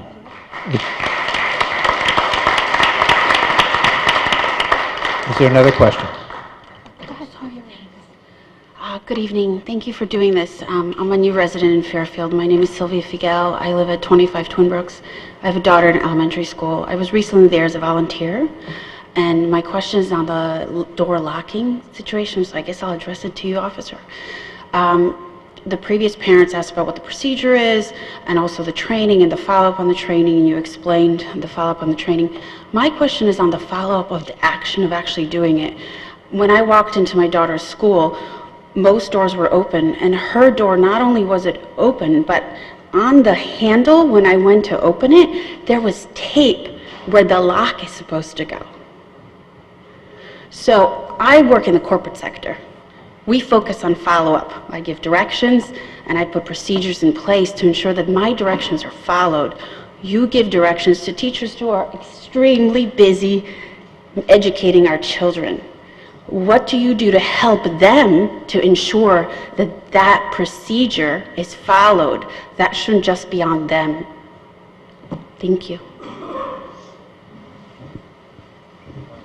Go ahead. So I just want to comment. I'm not sure I totally understand what your question was, but I can just give you a little idea of some of the things that we do to try to prepare teachers. And it comes from... Sorry, I'll be happy to explain. Oh, yeah, if you don't mind. My question is, if the teacher was trained to ensure that that lock is put, the door is put into the lock position, that they can just shut it, what do you do to ensure that, one, that happens, but two, that there's no tape on the other side of the door, so that way if they do need to shut it, it can actually shut? Right. Is someone going around and looking for that? Because I was there twice, and I saw that on my first trip. Okay. Thank you. Sure. And that's not something that we condone, and we conduct lockdown drills on a regular basis. And part of the lockdown drill is to train staff to make decisions under pressure, but it's also to assess hardware failure like that or a hardware violation. And we go around and we check each individual door. And it's a labor-intensive process, but we do it. And we're looking for exactly those types of things. And I would encourage all of you as parents, anyone who volunteers in any school, if you think you are observing a violation like that, please bring that to the attention of the administrator, because we have a lot of schools and a lot of doors. Things could get missed, and we all have to work together. So you didn't say which school it was from. I hope you did bring it to the attention of the administrator. I will. Okay, thank you. Is there another question? Yes, hi. Jennifer Caldwell. I live at 40 Dale Road, and we're Osborne Hill and Woods parents. I actually was just at Woods today for a PPT meeting, and I can say that the educators there are amazing. They are really looking after all of the needs of a child, and to sit in a room with 4 people, you think you know your kid, but then there's 4 other people who speak up and know your kid just as well as you do, and it's really comforting. But I think we're missing a big component here, in that none of us grew up with social media. None of us. And there's a common denominator in all of these instances. And I think we have to empower the children, because they know who's struggling. And, you know, I think even sometimes as parents, it's difficult for us to keep up with the technology. And just to point out a fact, the American Academy of Pediatrics is now recommending screening for depression at age 11. 11. Think of yourself at 11. We need to find a way for the kids to be able to be comfortable to reach out to identify a struggling peer. And I think sometimes the parents don't even know what's going on social media. So I want to know, the counseling is great. My daughter's had counseling. They're phenomenal. But we need to reach out to the kids and find out, who are they worried about? There's got to be at least 20 kids at Woods that could easily speak to the volume, right? They can pick out the kids that are having a hard time. There's always kids that are a shining star that can adapt socially. We need to find them and reach out to them and figure out, how are we going to pick out the kids that are struggling? Because we're not picking out the kids that are struggling, right? They keep struggling. So what are we doing with the children to identify where they see red flags? How are we getting them to help us? Okay, thank you. Who would like to take that? I think that is a great question, and we are working with our staff, not only just to train our staff to understand what to look for, but making sure that our psychologists, our social workers, our counselors are connecting individually with students in the cafeteria. I will say probably one of the best examples where I see great dialogue, if you go into our middle schools, and I know you don't have the luxury that I do, I try to be out in classrooms and buildings every Monday and Friday. I'm in different schools, so I can look at things like, when you're talking about the doors being locked, I'm sitting here thinking, have I hit a door yet where it wasn't locked? But when I visit the health classes and the discussion that we're having, our curriculum is unbelievable in Fairfield. They're talking about some really intensive issues. And I do think that our children have adults in our school system, they are telling us. And I think we are doing, we're never going to be 100%, but I think our staff are really doing an amazing job knowing our children. And part of that also goes back to class size. And I know people often will think that class size doesn't matter, but it does. Because if our teachers, if it's a high school teacher and they're teaching 90 or 100 instead of 150 students, that's 50 less students that you're trying to communicate with on a weekly basis. And the same at elementary. So I think we are doing that. And I think that our staff are doing some really great work and connecting with students, but especially through our health program. Well, I was just asked, Mr. Tetro has asked, I just mentioned our tips line. We do have an anonymous line for our students where they can call anonymously and they can report whether that's bullying or an unsafe situation, and they do use it. That's not unusual for us to get tips from any level, especially middle and high school. And I think that is a great resource for our students as well. And they will share about other students that they are concerned about. Okay. Christine? Just to follow up on that, I think that TIPS is also for parents as well. We need to be part of the equation and a part of the solution. We know our children. I think that if we have a conversation, you know, do you have a friend? Do you see someone who's struggling? And maybe we can reach out to the schools, either through contacting the headmaster, a counselor, or if you don't feel comfortable doing that, using the TIPS line. That is a tool for the entire community. So if you, parent, if you haven't had the discussion with your children about using TIPS, I hope you will. And as a parent, if you see something or hear something, that you also will speak up, because as Mr. Tetra said, this is a town issue. Thank you. Any other comments? All right, any other questions? Yeah, my name is Joshua Shelov. I live at 282 Brooklawn Terrace in Stratfield. Thank you all very much, and thank you all very much for being here. It's very evident that this means a lot to everyone, and your efforts are very much appreciated. I want to take your point that you made up here, and I want to angle it just slightly towards a specific question. So, Chief and everyone up here, we've heard some compelling arguments and feelings about the importance of potentially increasing armed guards at our schools. We've heard some compelling arguments and thoughts about increasing the communication pathways and psychological pathways from the kids. We all know that this is a multivalent problem without any kind of magic bullet solution. But what, in your opinion, Chief, I'm going to ask you first, what, in your opinion, is our greatest vulnerability?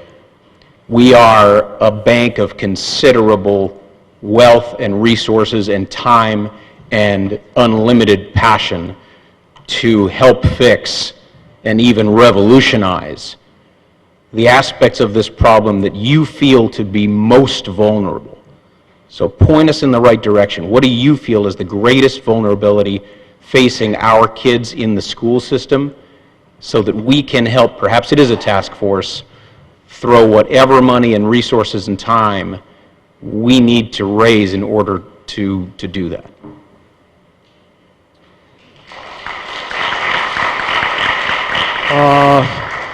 Well, first of all, I think our biggest vulnerability is lack of engagement. So I'll get to I'm going to actually turn it over to Lieutenant Y to talk more of a financial perspective, but I think that one of our biggest vulnerabilities as a community and as a society is that we engage and then we disengage.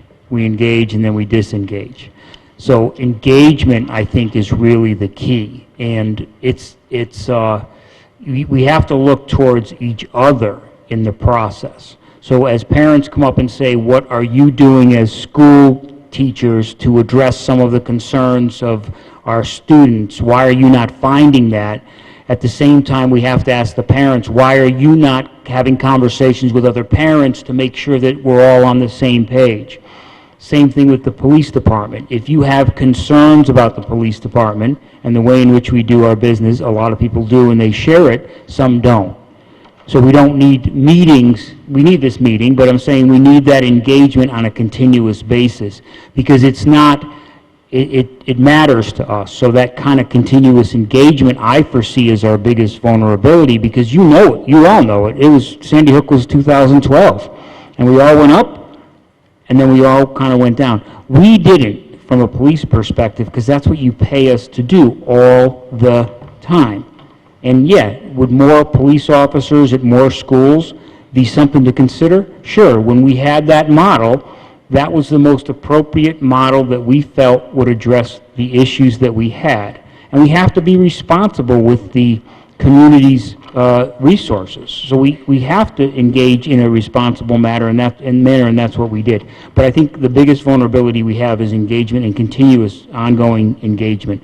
I don't know whether I could put in a matter of this question a number one vulnerability that you should raise funds for. I mean, it's worthy of a dialogue more. I don't know whether Lieutenant Y would be in a position to really do that at this point, but I do think that...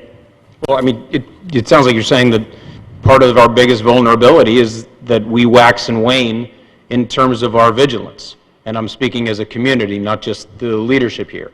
So, I don't think you're turning the tables on us, but what No. you're saying is that this needs to be sustained.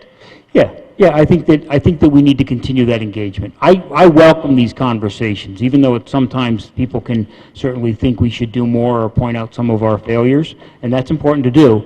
I welcome these because I think collectively we all are in this for the same reason, to make sure that your children get from home to school safely. When they're in school, they're safe, that the teachers feel safe when they're in school, and then at the end of the day, they go home to a safe household.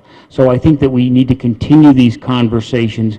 We are not the keeper of all the best ideas. So we learn a lot of things when we come here, as well as try to provide information to you. But I think probably our biggest thing is to continue this discussion, to continue to move our schools safer. Some financial, maybe, some not so much financial, but some ways in which we can continue that engagement.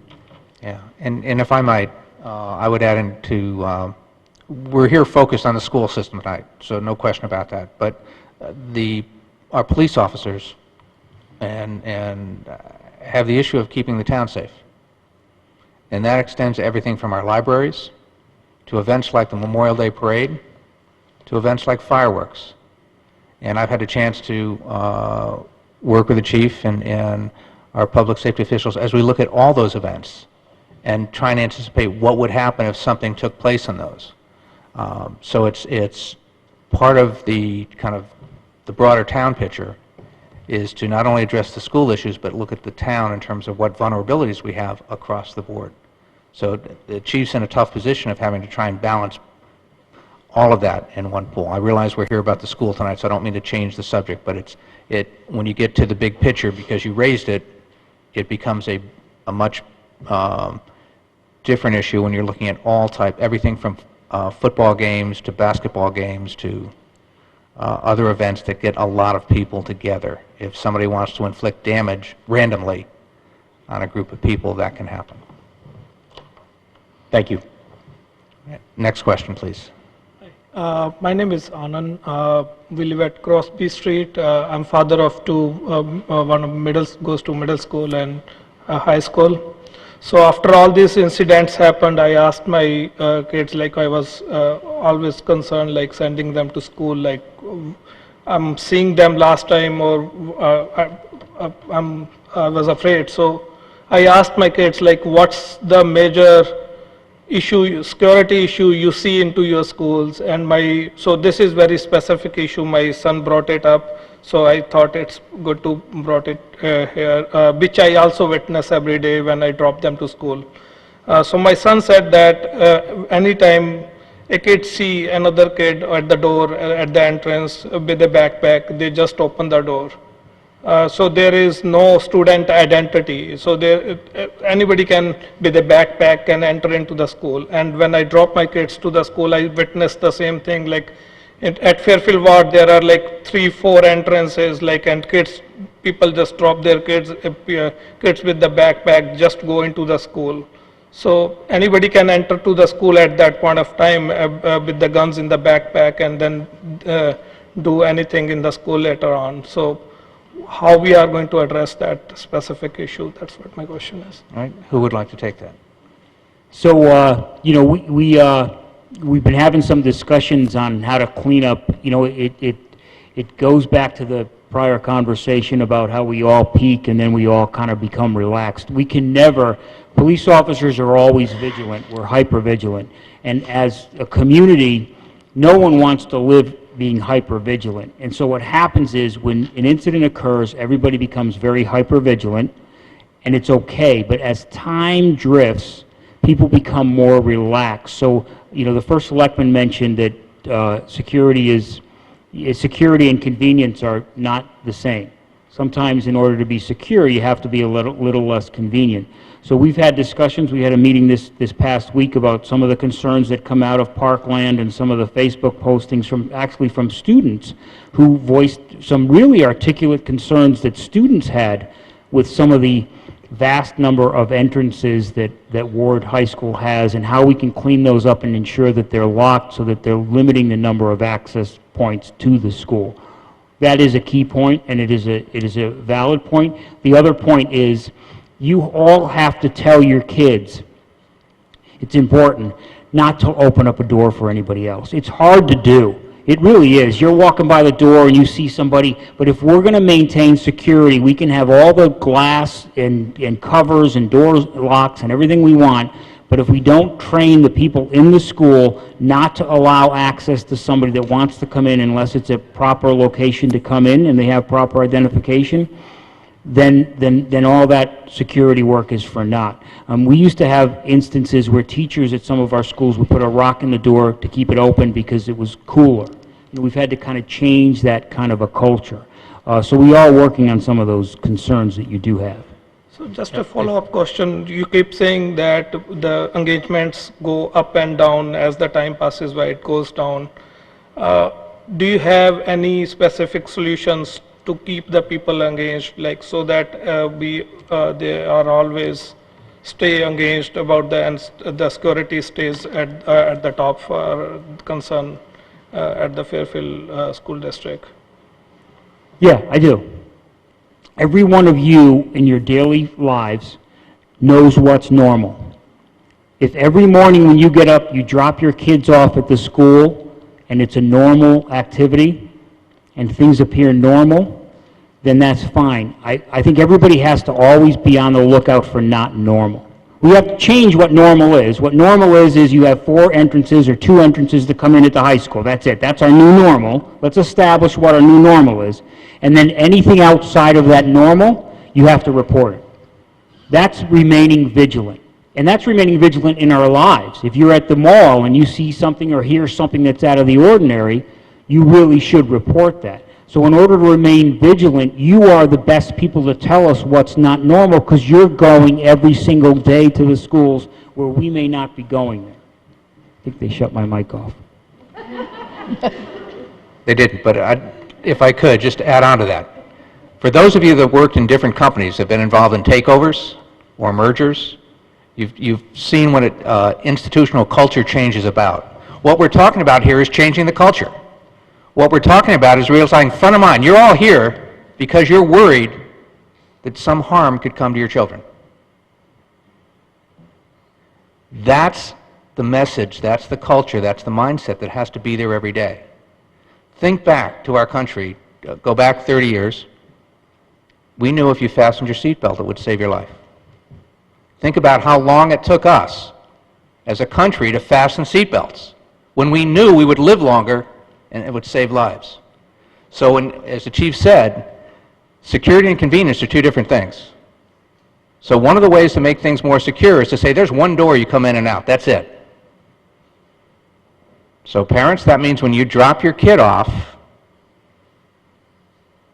you may have to have them walk around the building in the rain to get to the one door that's allowed entry. That means our kids have to learn not to let somebody else in the door. That means our teachers have to learn the same thing. That means our staff have to learn the same thing. And that means as parents, we don't want to complain about it.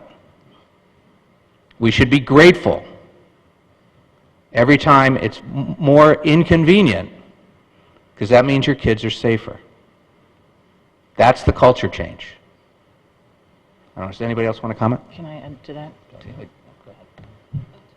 I just want to make one quick comment because I don't want anybody to think that we don't control the entrances. I think both of our headmasters, I think one of them is in the very back, Mr. Hatzis. We do have two to three entry points in our buildings. It's challenging to control that. And I just want to give an example to show that we are always working and evaluating, and we're meeting on this issue this week, next week, as an admin team, on just reviewing everything that we're doing. We were having an issue in the Ludlow cafeteria because it's right by the student parking lot. Lots of doors. And even when a teacher's on duty, they knew that they were letting kids in when they shouldn't, that are coming late to school. So the request was made at the beginning of the year to let's try to alarm the doors. That has worked. So now, if they go to open the door, an alarm sounds. So we're really looking at, do we need more of that as a deterrent? You want people to do the right thing, but they're also 16. And if they see somebody outside and they know them, it is difficult for young people to always do what we want them to do. And so we're looking, are there some other pieces we can do to help them do the right thing as well? And we also staff. Of course, we're always reviewing that with staff. Any others? Go ahead. Yeah, first, I just wanted to say, please make sure you write your name on the list. I'm not sure if everyone has, and it'll just make it so much easier if I've been trying to take everyone's names, but I'm not sure if I've captured all of them. But I did just also want to speak to what Chief Mcnamara said in terms of engagement. I mean, right now, everyone here, it's kind of preaching to the choir because you all came out tonight because this is something that's very important to you. But I think it's really important to keep that level, and obviously you can't stay at this level constantly, and right now everyone is on edge, especially I think Ludlow families in particular, high school parents, but also it's only 2 weeks since Parkland. But there are ways to stay engaged without living your life in fear, and pay attention to things, say things when you see something. Don't talk about stuff on social media, but not follow up and actually talk to a school administrator or a teacher. Because there are some times when people have posted things on Facebook and I've contacted them and I've said, well, have you reached out to your child's school? And they say, oh, no, well, I meant to, or I'm not sure if I should. And it's like, that should always be something that you should always consider, because we're talking about very big schools that we have in our town, and there are a lot going on, and if the principals aren't told something, if the administrators aren't told something, they might not know about it, and it might be something that they really should know. So you should always feel like you should be able to reach out to your child's school, to the administrators, the teachers, or someone who you know in that building to let them know about this. And to speak to what Dr. Jones said, I mean, the budget, the operating budget, I mean, that is something that is so important every single year. And some years there are huge turnouts and it can be very, passionate and controversial. Other years, it's like nothing's going on. And that's kind of when things start to slip. So I think it's really important to continue to stay engaged and involved. There's so much information on the school website.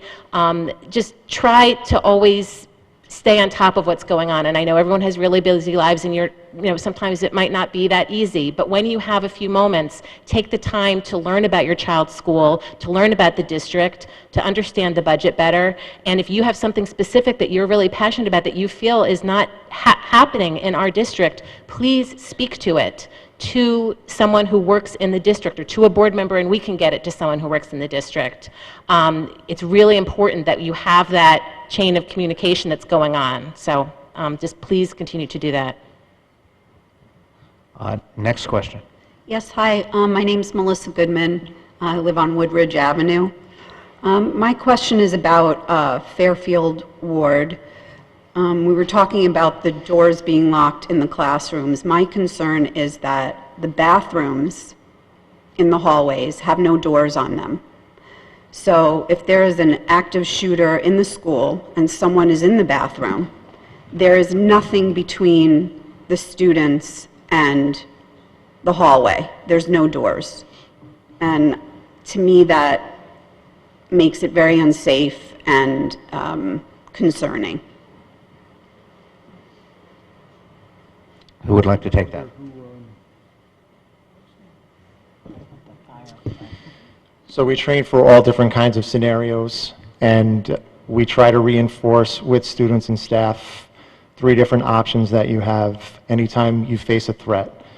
Your priority is to create as much space and distance, as much distance and layers between yourself and the threat as soon as possible. And your 3 options typically are you can run, you can hide, or you can fight. And the sad truth of the matter is that an emergency can happen and anybody can be anywhere at the time, and you have to be prepared to do the best that you can in that situation. So it's not ideal if a student is in a bathroom with no doors, but we reinforce with them, assess your options. Are there ways out? We try to make sure that they know they can go to different rooms that would be available to give them sanctuary inside of the school. But if they weren't able to find a room, then we advocate for them, get out of the building, try to find your path out. And when they do leave the building, we're also establishing pre-designated rendezvous locations where everybody will know to gather off of the property, where emergency responders will know where to find them. And there's always going to be that what if that we don't have a perfect plan for, but we do our best. We try to account for as many contingencies as possible. Is there a reason there is no door on the bathroom? That I don't know. That was a discipline control issue that was done several years back. The headmaster would have to speak to that. So there's no reason, It's not every, it's key gang bathrooms, multi-seat bathrooms that are done almost like an airport bathroom. There's no door on it, and it was done to control certain behaviors that were going on in the building at the time. I don't know if it's still a problem and still is needed. The headmaster would need to speak to that.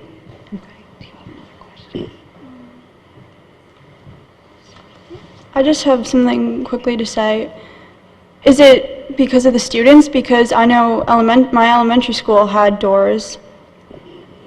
Yeah, it is. It was related to damage that was happening in the bathrooms, smoking, all kinds of things that they couldn't control by just monitoring. So they took the doors off. And for everyone that knows, at Ward High School, the gang bathrooms are like a maze. You can't see straight in. Yeah. You have to walk in and turn. So we were able to take the doors off, and it stopped a lot of the vandalism and smoking. So that was why. I just have one more quick thing. I remember when I was in 7th grade and we had a real lockdown. I was in my classroom and I heard many rumors about different things, like such as I went to Woods, and such as the school my sister was at, Jennings, was supposed to be bombed, and I wasn't really believing that, but that my teacher wasn't really reaching out to me, and all she had was email, and I don't believe that there was really, I didn't feel safe at the moment because I didn't really understand what was going on, and I was wondering if email was the only way that my teacher could know anything.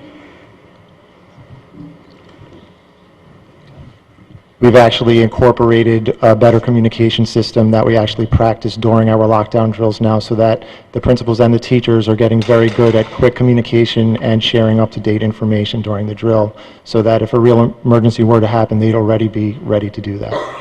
Okay, thank you.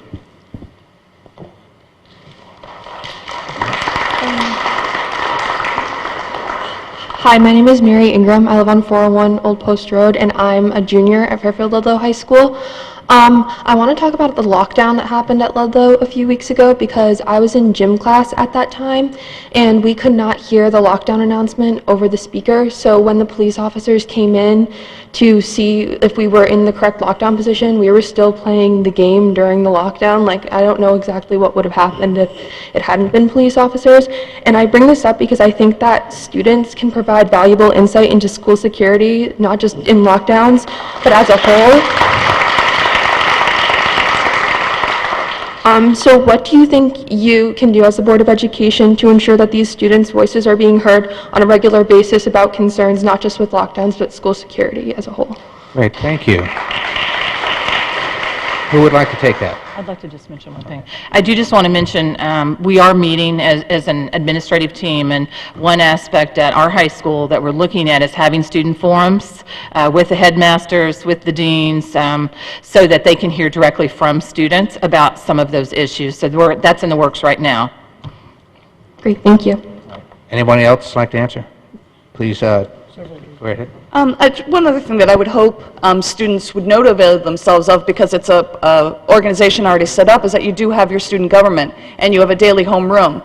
And so that would be something I would hope that someone who had experienced what you just said could reach out to, you know, a student body president or whatever, and say, maybe the student body president, somebody with the student government, could organize a survey, could organize an opportunity for feedback, and that way there would be a logical chain of that can be organized. I'm sure that the student government representative would meet regularly with administration at the school, but that's the fortunate thing there, is that you already have an organization in place, and it would be a shame to not bring this to their attention of, you know, you haven't asked us, how about that as the forum through which to do it?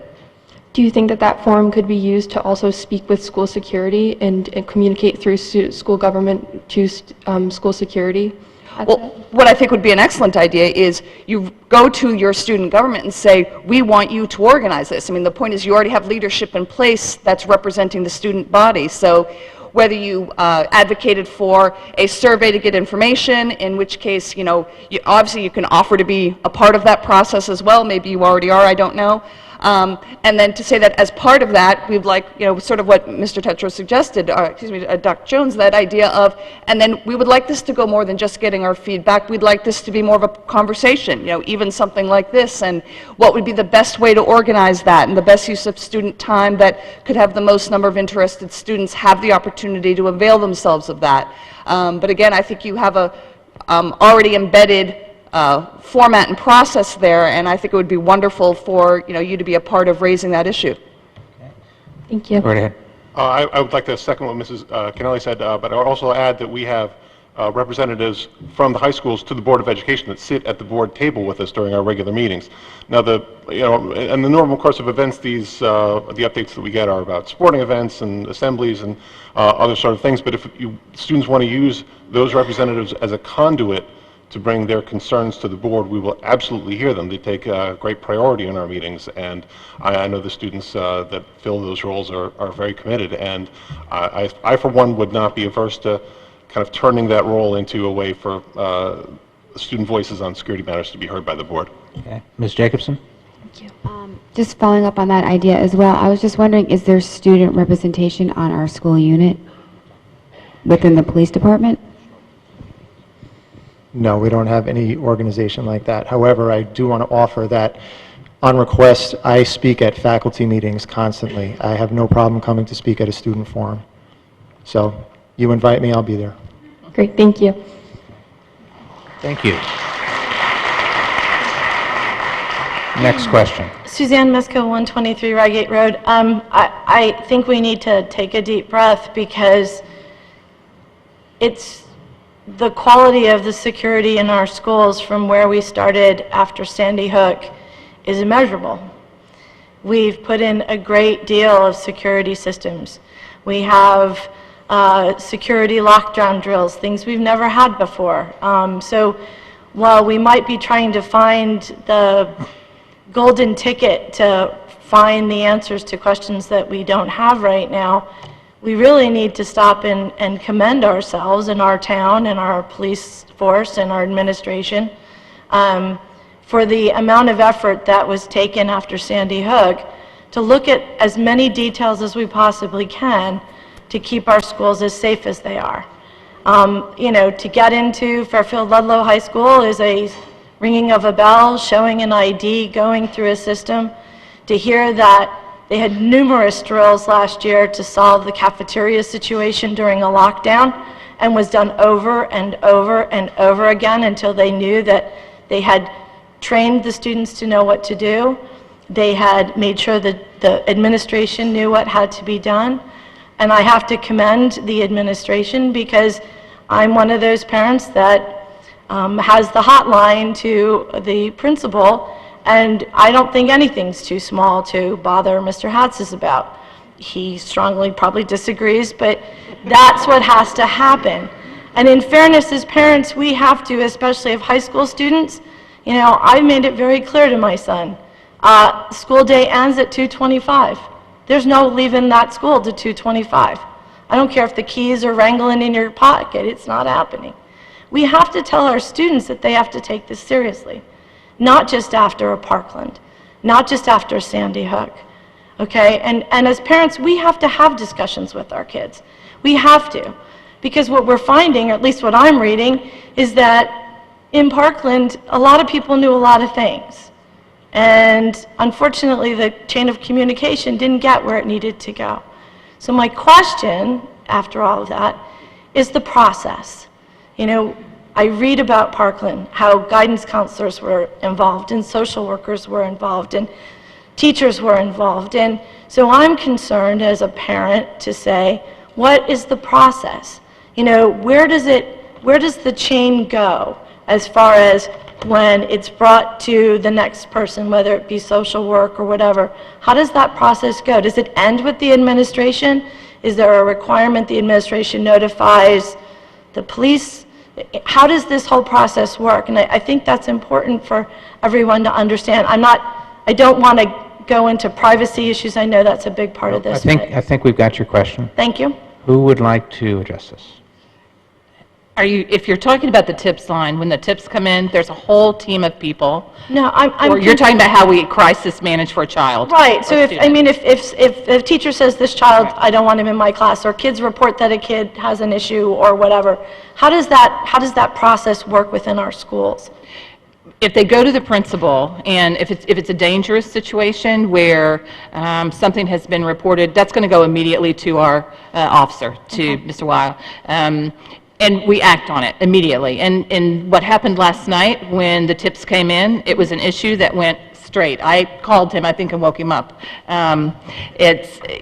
It goes straight to the police. Okay. If it's a child who's in crisis, which sometimes it's something like suicide that's coming to us first, then we're working with all of the resources that we have within our school system. The team is coming together, principals, counselors, psychologists. We're looking at, and obviously working with the parents. We will run through what we call a threat assessment when we think that a child is at risk, and we look at what's happening with that. At our high schools, we also assess at the beginning of the year to see who is at high risk, just to help, I guess, put kids on our radar that maybe somebody hasn't shared, or maybe they're new to our school system. Okay. So we have all sorts of components in place, and it really comes down to, again, working with kids on an individual level. And you have a team of amazing educators and administrators in our buildings who are crisis problem solving for these students immediately. Thank you. Welcome. Thank you. Next question. Hi, I'm Janine Alexopoulos. I live at 22 Partridge Lane in Fairfield. I have 3 children in Fairfield schools. I have a son who's a sophomore at Fairfield Ludlow, a daughter who is a senior at Notre Dame High School, and a 6th grader at Roger Ludlow Middle School, none of them feel safe. Not a single one. 3 to 5 minute response time is not good enough, considering that within the first 3 minutes, most of the killing in an active shooter situation, most of the people are killed at that point. So that's not good enough. In terms of the hardening, the windows and the infrastructure, my children and I have been driving around, in our travels throughout Fairfield, at the middle school, at the high school. What are you going to do about the fact that Ludlow is completely open with windows? That's where all of the children eat their lunch. It's completely open. You cannot possibly harden all these soft targets in a timely manner for any parent like myself to feel that their children are safe. Every single morning when I drop my sons off, when I drop my daughter off, I am scared to death. And they're smart, and they're going to do what they have to, but they shouldn't have to. And I really don't care about anybody's comfort level when it comes to guns. All I need to know is that there are enough good guys with guns there to respond to the bad guy with a gun, and that my children are going to come home safe. Since when is it making our schools a fortress to provide them with adequate security? You have the awesome responsibility of having our children all day long under your care. You need to protect them. So, because there's no way that you can harden all these the windows at Burr, the windows at Ludlow, the middle school. Riverfield was great about point of entry, but the entire school is lined with windows. You could shoot right into every single window and just mow kids down. What are you going to do about all this? Because I need to know as a parent, and my children deserve to know as students. Thank you. Who would like to take that? Go ahead, Gary. No, but, I think that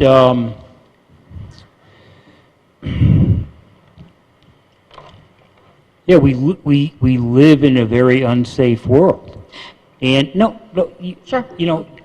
So I have to be quite honest with you. I think that anything I say right now is going to be met with that you're not going to be happy with anything that I say right now. Well, try me. Well, no, I did, but I'm just saying, I think we live in a very unsafe world, and we look at ways in which we can keep our communities safe. And while we secure our buildings for a 3 to 5 minute response from a law enforcement officer to get there, so that we hopefully can deny entry for 3 to 5 minutes so that an officer can get there. I wish I didn't have to have these conversations. I get it. I understand totally what you're saying. I wish we didn't have to have these conversations, but we do. We have resources within the community to keep our kids, to keep our community safe. And frankly, the police are responsible for your kids 24 hours a day, not just during the school hours. Right. So from our perspective, we have very limited resources with what we can do, and we've taken approaches to lessen the impact or limit the ability for somebody to get into the schools to hurt your children when they're in the schools. We've trained teachers, we've secured the exterior of buildings, we continue to do that, and you're absolutely right, it does take time to secure these buildings. And then we train our officers to respond as quick as they can to eliminate the threat. And when we know about a threat prior to a threat, we take action to prevent it from happening, so that it kind of brings down the level of angst that parents feel. So we are working towards that. I don't know how to resolve that 3 to 5 minute response time. You know, we have armed guards at the schools, like the good man suggested, Sure. that makes total sense to anyone who is rationally, thoughtfully considering this, who's been watching the coverage, who's been seeing how school shootings are increasing. The culture is changing, and you need to align with that, because you're not. They're increasing. It's breathtaking, the amount of school shootings we've just had in 2018, and you have to align with that, and you're not. We need armed guards at our schools. It's not making it a fortress. It's making sure that my children and yours get home at the end of the day, that they're okay, that we don't have to get that call. It's horrible. It's a horrible feeling. We need our schools to be fortified. Our children need to be protected. They're not. They're not right now. And just do something about it. Whatever you have to take money from, take police off of, you know, a tree trimming duty and put them in the schools. Whatever you have to do, whether it's security or police officers, a good guy with a gun to stop a bad guy with a gun, because these things are going to happen. You can't stop them. But you must protect our children. So I will add to that. First of all, there's a diverse functions that our police officers perform. So while you mentioned tree cutting, that's a whole other thing, and I understand that would be an easy thing to look at, but that's a whole different matter. Whatever it is. What? No, but just listen, just hear me out for a second. And I go through a budget process. I don't want you to think that I'm not aligned with reality. I really don't want you to think that. I live this every single day, and it's not about me, it's about the police officers. We live it every single day.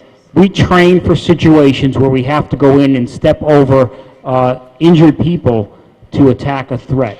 We're disgusted when we see reports, and obviously they'll come out and we'll see what happens with the way in which people respond to incidents. So we look at that, we discuss that, and we train for that.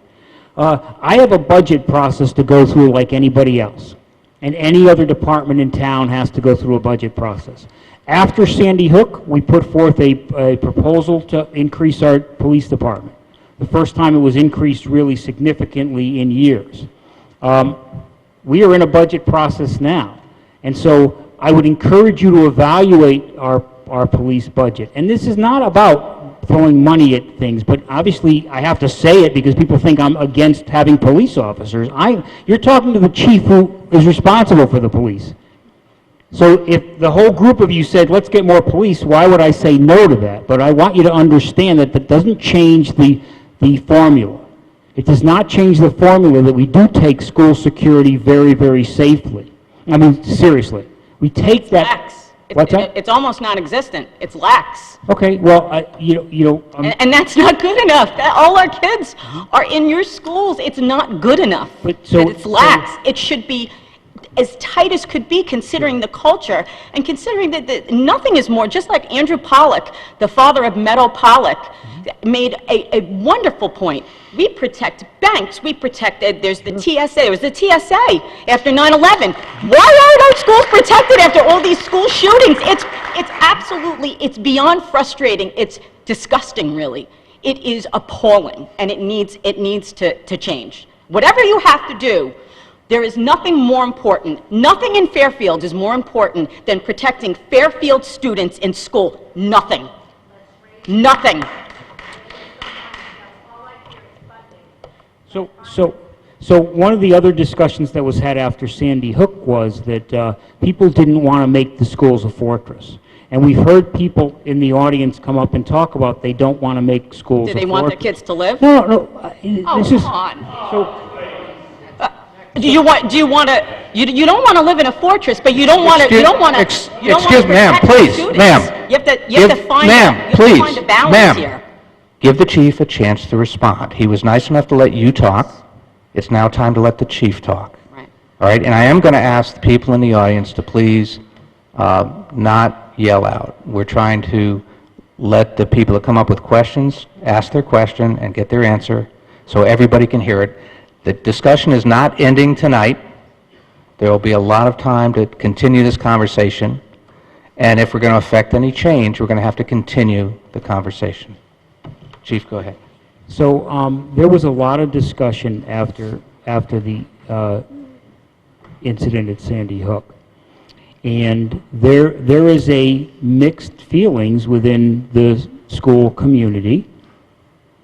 There is, about whether or not, and we've heard it this evening, whether or not you want to make the schools a fortress, and you've mentioned TSA-type security, which would entail searching backpacks of all students, and that there's a group of people that feel that that would be intrusive, that they don't want their students to be searched, and then if they exhibit signs or behaviors that might lead to a secondary search of some sort, or that's the reality in the discussions that we as a society have to address.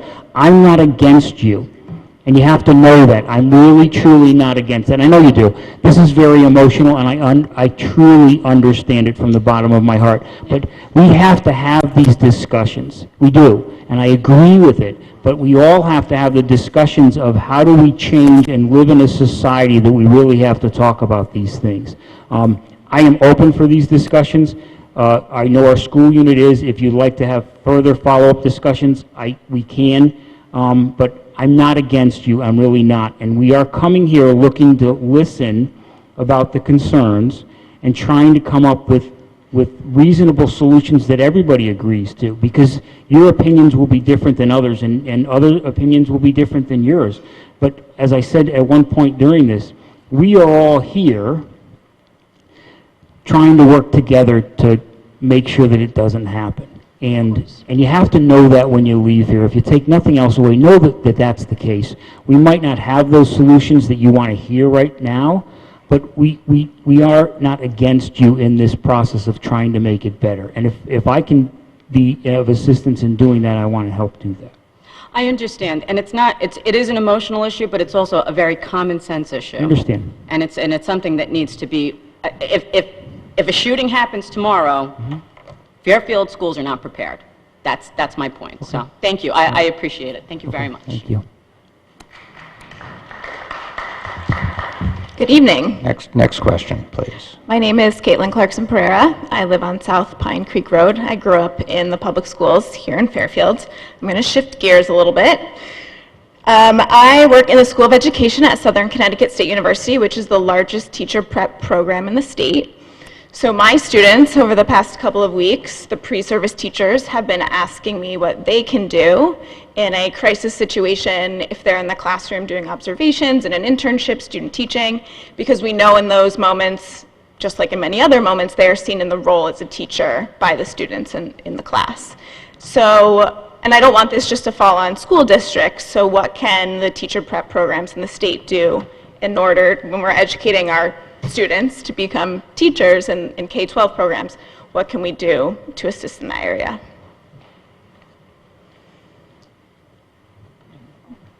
Can anyone take that? Go ahead.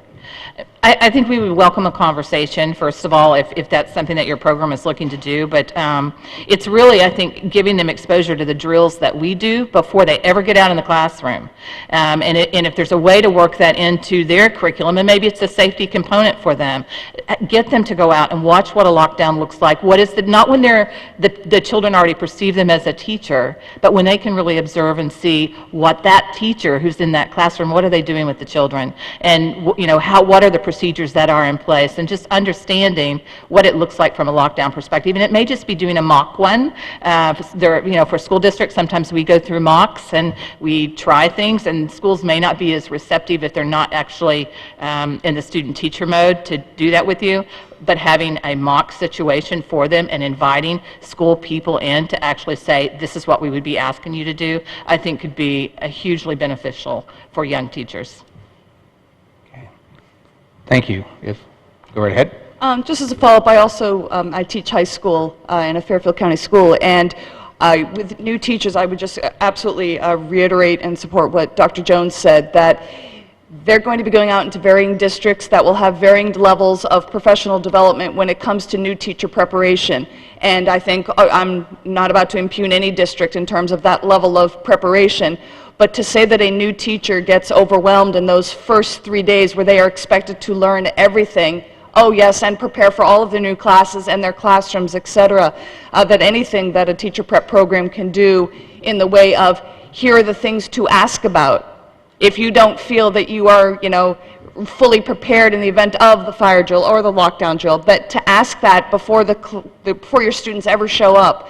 These are the things to make sure you know. What are the procedures in a medical emergency? What are the procedures in this? Who is the person to call if they're in a house system, if they're in an elementary school? But actually having a prep sheet of make sure you know this, by day 3 as part of your prep, and if you don't feel it's been covered well enough or there's any assumption that it's already known, I think that would be invaluable. Ms. Pitko? I'm actually part of the new teacher prep program in my school district, and one of the things I teach them is make sure they have a mentor and that they understand the protocols in the building, but to keep in constant contact with the guidance counselors. Because if you see anything or you feel that you need to discuss a student, don't hesitate. And so I stress that because in their first year, they're completely overwhelmed. And very easily, a class could go by and they could miss something. I think what we're talking specifically about here is more of student teachers transitioning into the role of teachers, but the State Department in Connecticut requires 4 semesters of time in the classroom before they can be certified. So the reality is, with all the teacher prep programs we have in the state, we have a lot of 19, 20, 21-year-olds who are in the classroom who are not in the role of student teachers. So I would absolutely love to have that conversation with you because I think there's ability to make some ground there. Thank you. Thank you. In taking a look at the time, it's 10 of 10. We're going to wait for Mr. Hurley to get to the end of the line. I would ask I thought that it was the lady behind that was the last person. I would ask that you can't see anybody behind Mr. Hurley. I would ask that the remaining questioners please keep your comments brief. We're approaching 10 o'clock. Everybody's sat here for quite a while, so I'd ask you, A, please try and be concise, and please don't repeat things that have been said so far, if you could. Okay. And with that, next question, please. Hello, my name is Roxanne Gallagher from 40 Green Lawn Drive in Fairfield.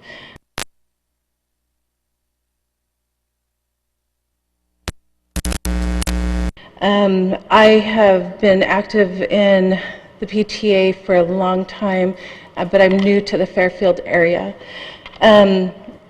Just to give you a little background from where I came from a very wealthy school district. Our PTA was able to raise $2.5 million the last year I was there, and they raised $3 million the next year. The power of the PTA was incredible. The most powerful people in our community were the PTA members because they were able to deal with and work together with the teachers and the parents and hear the things that they really, really wanted to get done, and they made sure that those things were done. And I wanted to say that after Sandy Hook happened, we did have a big discussion on how we were going to protect our schools. We did look at giving a gun to all the teachers because we were a unique school that we had the finances to do that. Some of the things that we became aware of was that there were bulletproof backpacks. We were discussing those things at the time. There's bulletproof clothing. I just wanted to say to all of the parents here and all of the teachers that we need to come together and that we need to, the businesses will fund us. They will take care of us immediately. They want to be a part of this and be a part of the solution. And I wanted to say one of the things as over the last 4 or 5 years that I've been really actively looking at how to save our schools and protect our kids, I have come to realize that we need to come up with a plan that helps protect our kids in the first 3 minutes of an active shooter. I want to know what is the plan for the first 3 minutes. I want to know if we're going to have bulletproof things on the walls, on the lockers, so the kids can grab something to protect them.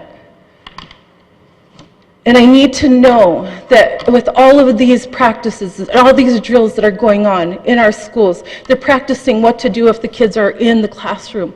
The majority of these kids are being shot in the hallway. Are we practicing how to protect them in the hallway, in the cafeteria, and in the gym? And I just really want to call a lot of attention to this. And I've looked at some of the things out there, and one of the things that I really liked was there's a program where they have a light above all the doors.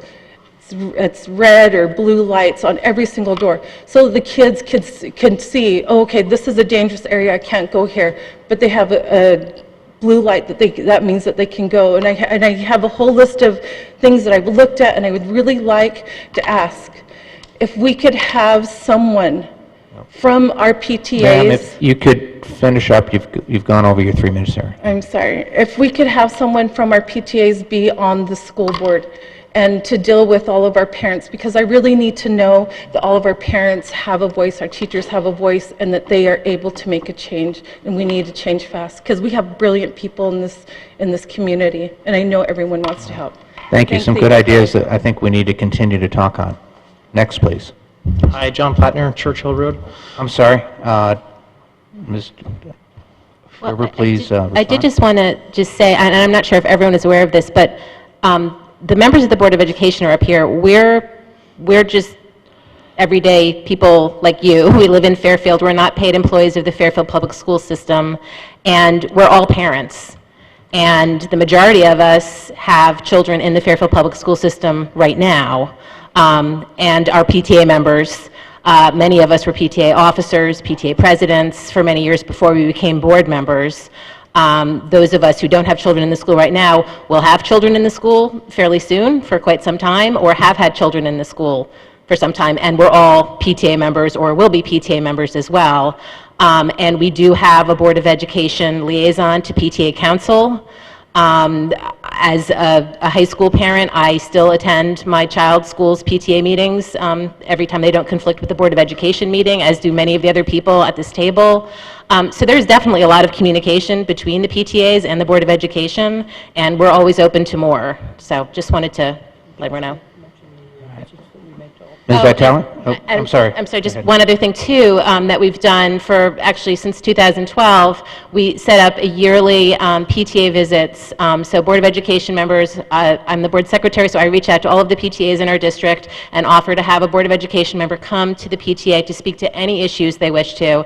Some years everyone goes, other times it's just a couple of PTAs want to have us, but again, that's another way to keep those lines of communication open, and we're happy to do it even more, because we're here and we have children in the schools too, so we care very deeply about your children and our children as well.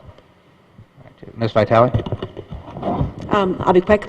As a past PTA president here at the high school, I would just say I agree with you. But in terms of the PTA, if you're not an active member of your student's PTA, your school PTA, please, go. Start at the very smallest part that you possibly can, make a difference in the building that your children are in, develop those relationships with teachers, with administration, and the information will flow up. We are very, very committed to PTAs. We, as was said, a very good working relationship. So just get involved. Thank you. Thank you. And again, just to be clear to everybody, we'll let the gentleman behind Mr. Hurley also be included here. But I'm going to ask everybody, please be quick with your questions on this. We're trying to be respectful of everybody's time. Everybody sat here for a good 2.5 hours now. Hi, John Plattner, Churchill Road. Just a couple things. One on prevention. First, it sounds as though there is a backlog of enhancement items. I just encourage that we get one list submitted to the next budget request. I'm sure everybody would be comfortable with that. Two, on potential more resources, that should be a separate request, right? We have one-time expenses versus ongoing for potential additions to the police force. Third, nobody's mentioned the GVRO laws that Connecticut has in place, gun violence restraining orders. It sounds as though you've got good communication between school personnel and police when there is a potential violent incident. But even before that, obviously, you also probably have a list of people who are, or kids who are potentially at risk. Do we also have maybe not immediate at-risk issues, but do you also communicate with the police force, and are there interviews that take place with people who are at risk to get ahead of potential issues? And then if the commissioner could talk, maybe educate and make sure that both the school personnel and the parents are aware of the gun violence restraining orders to remove guns from potential houses that are at risk. And then it sounds like, so that's prevention. From a response perspective, I want to make sure that it is the policy of full locked doors to prevent entry, and that we have both a reward and a discipline system for both teachers and students who are violating that policy. If that is the case, that schools will remain locked for the school day, that's I think step one, just keep the doors locked. And then run, hide, fight, that's sound policy. It sounds like that's in place too, so thank you for that. Thanks. Thank you. Anybody wish to comment? No? Okay, so I'll comment first on the ability to seize weapons. So we have the ability, if we feel that somebody has possession of weapons and creates a risk to themselves or others, we will have the ability to get a restraining order to grab the weapons and seize those weapons. We've used that quite frequently when we have information that not only students but also, and very infrequently for students, but more on other matters, where somebody indicates a threat of violence, and we'll go to their house and we'll seize their weapons from them, and then a court has to adjudicate whether or not they get their weapons back. As far as the relationship between when the threshold is met, that a student is brought forward to the police in the schools for discussions, I don't know what that procedure is, so I wouldn't be able to speak to that. So we have a very good relationship with all of the school administrators, and my team, they have a lot of FaceTime at all of their assigned schools. And communication is a two-way road. We make sure that we're accessible 24/7. If my phone rings at 2 o'clock in the morning and it's a principal, I answer it, and I make sure that I don't get off the phone until we have a plan for the next day if there's some kind of concern. And that's when something's at crisis level. But I think the day-to-day discussions that we have are really where the power is, because we're educating each other on what we know as a police department about certain families and certain children, and the schools are educating us on what they know about their problem children, and we know what red flags to look for, and we don't wait for 5 red flags. When one shows up, that's when the discussion starts.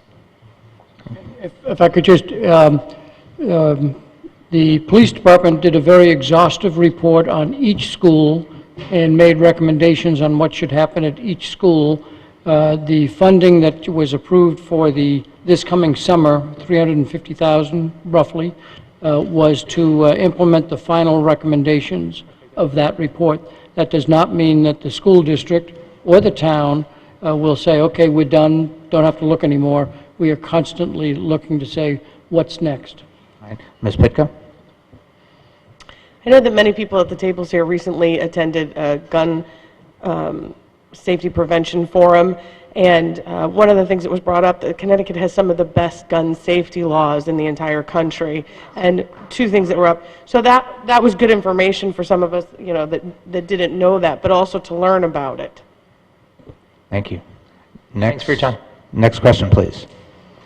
Hi, my name is Jennifer Torres. I live on New Hampshire Avenue. I have 5 kids who are either graduated or still in school here, and I also have a grandson who attends school in Fairfield. The email that was sent out last night, I have 2 children who attend here, Ludlow High School, was very vague, and my daughter and my son, who has autism, was extremely apprehensive about going to school today, and I did not send them because I felt that the email really didn't give you much information, and I understand that things were just unfolding, and you know, but I just felt very unsafe because it kept saying that, you know, the school is safe, the school is safe. Well, you just put this guy in custody. How do you know the school is safe? How could you positively 100% say there was no connections to other students in the school, that there wasn't more people involved? That's scary for me to send my kids, and then for my daughter to express, like, you know, she woke up at 5:30 in the morning to get ready, and she just looked at me and she started crying. She said, "I'm terrified." She is scared to go to school every day. My son with autism, the last time the lockdown happened and it was a long period, he sat in a closet for 2.5 hours. I didn't think it was possible for my son to do that because he does have autism, and he's, but he did it. And there wasn't even much information when all the parents gathered down at the university, at the Quick Center. We were trying to get information from officers, from everybody, and there wasn't much information out there. And the man in question that was placed under arrest, from my understanding, I could be wrong, he was released on bond. And there hasn't been much follow-up as a parent to say, okay, we have gone through his computers, we have checked all of his social medias, which, I'm sure you have, but as a parent, it's really, really nice to reassuring to hear that, yes, we've gone through all of his things, we've visited his house, we've made sure he doesn't have a ghost gun or a gun at all, and my other thing is I was looking online at a few things, and one of my friends has, grew up in Fairfield, and I did as well, I went to school here, there's a program, an Alice training program, and I don't know if that's used here, and that was my other question, is that something that's put in place? Are our kids trained to do that? I don't have a great deal of information. I've watched a few videos on it, and it seems to be, pretty interesting, and I don't get the feeling that my kids are adequately trained to fight for their life if they had to. I get, seek shelter, and, they get that, but to be prepared to fight for their life, and how they could do it and grab a fire extinguisher or grab, something other than just a textbook to help them, if they have to, fight for their life. And I have great faith in the Fairfield Police Department. I give you guys... Ma'am, you're kind of at the end of your time here. Can we answer some of the questions you've asked so far? Thank you. Would somebody like to address some of those questions? I'm going to do my best to remember all of the things that you asked. I want to comment on the arrest that we made last night. We can never say anything with 100% certainty. We evaluate the information that we can gain, and we're very, very thorough, and we were very thorough last night, and our investigation revealed that it wasn't a credible threat, but we want to make an example of somebody who thinks it's okay to use the words, "I'll kill you." Mm-hmm. And we did that. We can't control what happens after somebody goes to court, but we did everything that we could within our power, and that included an arrest, that included a psychological evaluation at the hospital, and that included physically transporting this person to court. What happens after that is kind of in the court's hands. We were very, very confident that there was no conspiracy, that this was an emotional conversation and an emotional response, and that there was no threat to the school once this situation was resolved last night. As far as Alice training, there are mixed reviews because it's kind of a cookie-cutter program. Our unique approach is to look very closely at our population and at the uniqueness of every one of our buildings and the uniqueness of each faculty, the uniqueness of each student population, and that's why we're so engaged. That's why we have a dedicated school safety unit that just thinks school safety, Fairfield school safety, 24/7, and we train the teachers and run hide and fight, and we do very complex lockdown drills to try to prepare for all different sorts of situations that are very specific and unique to our buildings. All right, great. Thank you. If we can go to the next question, please. Hello, I'm Christy Vitale. I live on Longview Avenue, and my question is actually sort of more targeted, and it's about planning and interactions with our special needs population. So all of these lockdowns happen, and we have kids like her son and like my daughter, and lots of children, although it may be only a 10% of our population.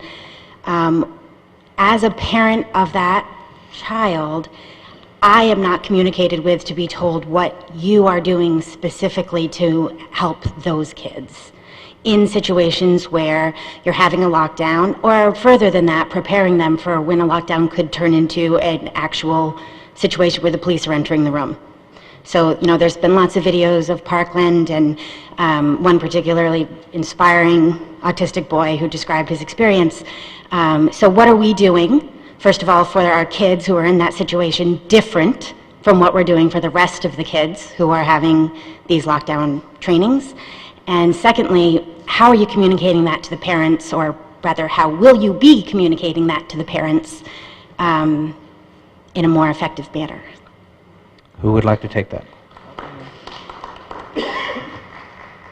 I can comment on some of that. All of our schools have unique populations, and the first one that comes to mind is we work very closely with Giant Steps School. Giant Steps is a school that is all special needs, and they work with us on the same types of lockdown drills that we do in the public schools. So our advice to the staff is always know your students, know their needs, and especially when you're dealing with a student with special needs, you have to know what their calming influences are, and you have to make sure you know what their medical needs are, what their medication needs are, and they have to be prepared that if they're locked down for an extended period of time, they have to be prepared to be able to deliver. The question does come up a lot, what if I need to move a child with special needs? Well, in the moment, they have to do whatever they can, and I've even said to a teacher the other day, if you have to pick up that child and carry that child, then that's what you have to do in the moment. I think that my question then would be, how is that being communicated back? I brought this to my PPT this week, and we put in place some things were already in place, but again, those things were not communicated to me. I get a note home that says there was a lockdown today. Sophie did great. What does that mean? Was it a lockdown where she had to move from one place to the other and she's physically disabled? And the teacher raised that question, and she was raising it to administration, but she's now in 6th grade. Why wasn't that question raised long ago? And again, just that communication point for how are we preparing the students for that feeling when police are coming at you? If police are entering a room, how are we preparing the students themselves? Dr. Jones, did you have some comment? We do work directly with the families, obviously, through the PPT process, but I would say even beyond that, for a lot of our students who have special needs where they really need assistance, where you really see it is in our student to staff ratio. And if you go into a lot of our classrooms where we have 4 children with significant needs, there are 4 adults there. And this district has a student to staff ratio that takes care of our special needs children. That does not happen everywhere. And so that adult that is working with that child is they're doing those drills together. And it really is about a partnership between usually the para, it can be a teacher, but usually it's a para and the child. And they're working through that process. Certainly I hear what you're saying about communication. I will share that with our executive director of special education, and we can see what we can do to continue to communicate better how we're keeping our special needs children safe. Something so that the school administrators are approaching the parents parents with this, Sure. probably before we're approaching them, would be ideal. All right, thank you. I do have one other idea, and that's just a quick idea, and it is having an opportunity maybe once a year for parents to participate in a lockdown in a mock situation would be fantastic. The feeling of that 2-hour lockdown that my daughter was in was a dark, completely dark, windowless space for 2.5 hours. And while as parents, I wouldn't want to sit through that at all, but getting that feeling for parents would be huge in being able to help their children then deal with the questions that they have when they come home. All right, thank you for that. Next question, please. Hi, I'm Melissa Vallejo. I live on Sunny Ridge Ave. I'm a teacher in another school district as well as a parent of 3 boys. One of the things that didn't come up was portable classrooms. I'm most concerned. My son has been in the portable classroom 2 years now, and he was in a portable classroom in 2015. The kids stayed in the portable classroom during the lockdown, and I'm concerned about if there a priority for security with it, because I feel like he's on an island of his own. We're talking a lot about the schools and safeguarding the schools, but I look at that portable and it looks like it could blow over in the wind, which I know it can't. So I don't know much about it, but I am concerned because they're going through renovating. So I think the portables are there to stay for a little bit longer. Secondly, as a teacher, we have something in our school. Every teacher has something called a Sarah button that we wear that if we were to be in the hall and we had an active shooter, we push the 2 buttons at the same time, it directly goes to the police station. I'm wondering if what kind of, especially like a teacher in a portable, how do they get, to the school or to you guys? Is there a button? Do they have a phone? I don't know. There is a phone that can access the intercom system, and one of the first things we did, even right after Sandy Hook, was we really emphasized the importance of wherever you are in the building, if you're outside of the building, or if you're in a portable, everybody needs to be able to communicate with each other, everybody needs to be able to hear what's going on. But I would like to ask you again, what's the name of that button? It's called the Sarah button, and we've had them for a couple years, and in our school they say, you don't have to wear it, but you could wear it or keep it hidden in a place close by. But I mean, if I'm walking through the building and I don't have it on, what's the point? But, I just wanted to tag on to what Sure. The lieutenant said. Each classroom has the ability to call directly to 911. It's not only intercommunication between classrooms to main office, ability to make an all call. It's also the ability to get right to 911 to make that initial call. It's not get to the head secretary or get to the principal to make that call. Right, so as far as the portable. Mr. Dwyer? Inside the portable. On your Every question- classroom. But is there some extra security for these portables? I know there was a fence that went up around them, but if my son who's in that portable is in there and there's an active shooter there, are those a priority for the windows, the doors? Because they're on their own. Do you know what I mean? They have the same door hardware, lockdown hardware. They have the same facilities that you have in the main building in that separate building. So there's nothing extra special for the portable security? They also have the fence around them too, so that, that's, you could call that an extra. Relative to the Mr. Dwyer? portables, at one point, we had 61 portables in the town. The town made a commitment to eliminate them. We're down to our last school, Mill Hill, that has 5 portables, and the plan that we're putting forward this year is to remove those portables and build permanent classrooms. Once that is done, that's the last school building that has multiple portables at it. And so we have made a commitment to eliminate them, not only because they're not a good quality teaching space, but because they are separate from the main building. Okay, thank you. Thank you. Next question, please. Good evening, Brian Markham, Round Hill Road. I don't have a question at all. I just have a comment to make. When I heard the information last night, as much as I hate to admit it, I came across a lot of news, and I checked news for Facebook. And I jump on Facebook, and there's the news, right? And our kids are reading Facebook as well, as we know, and they probably use other stuff that I don't use, Snapchat and all this other stuff that I don't know how to use. But the stuff last night that I read on Facebook by other parents pointing fingers at other children in the district, and then the parents calling people out are putting their own children at risk. The behavior by parents, to me, is appalling. We as a parents have to do a better job of being parents.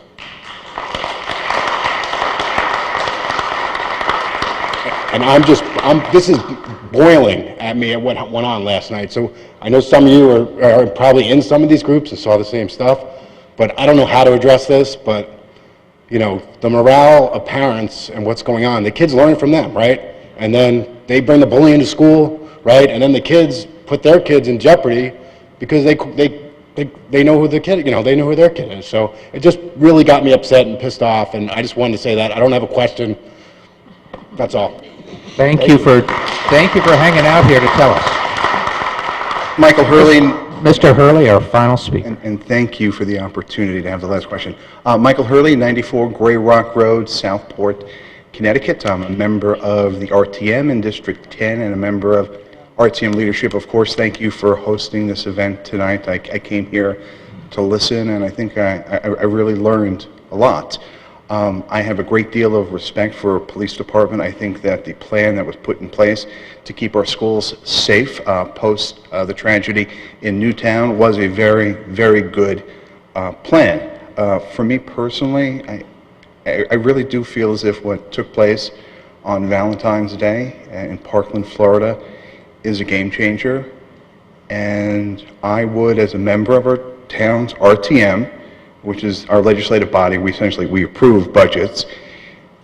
If it came to us, if it came to me, I would support the additional funding to put a police officer in all of our schools.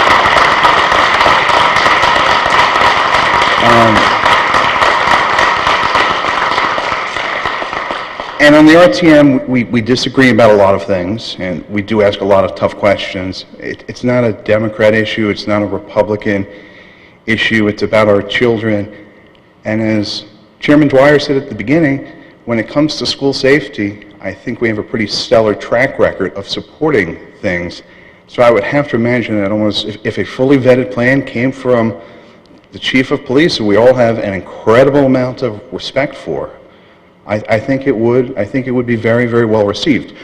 So my one quick question is, in watching the news coverage and reading about everything that took place down in Florida, I believe there are some school districts where the principals, the headmasters, the administration has discretion as to whether certain events are reported to the police department.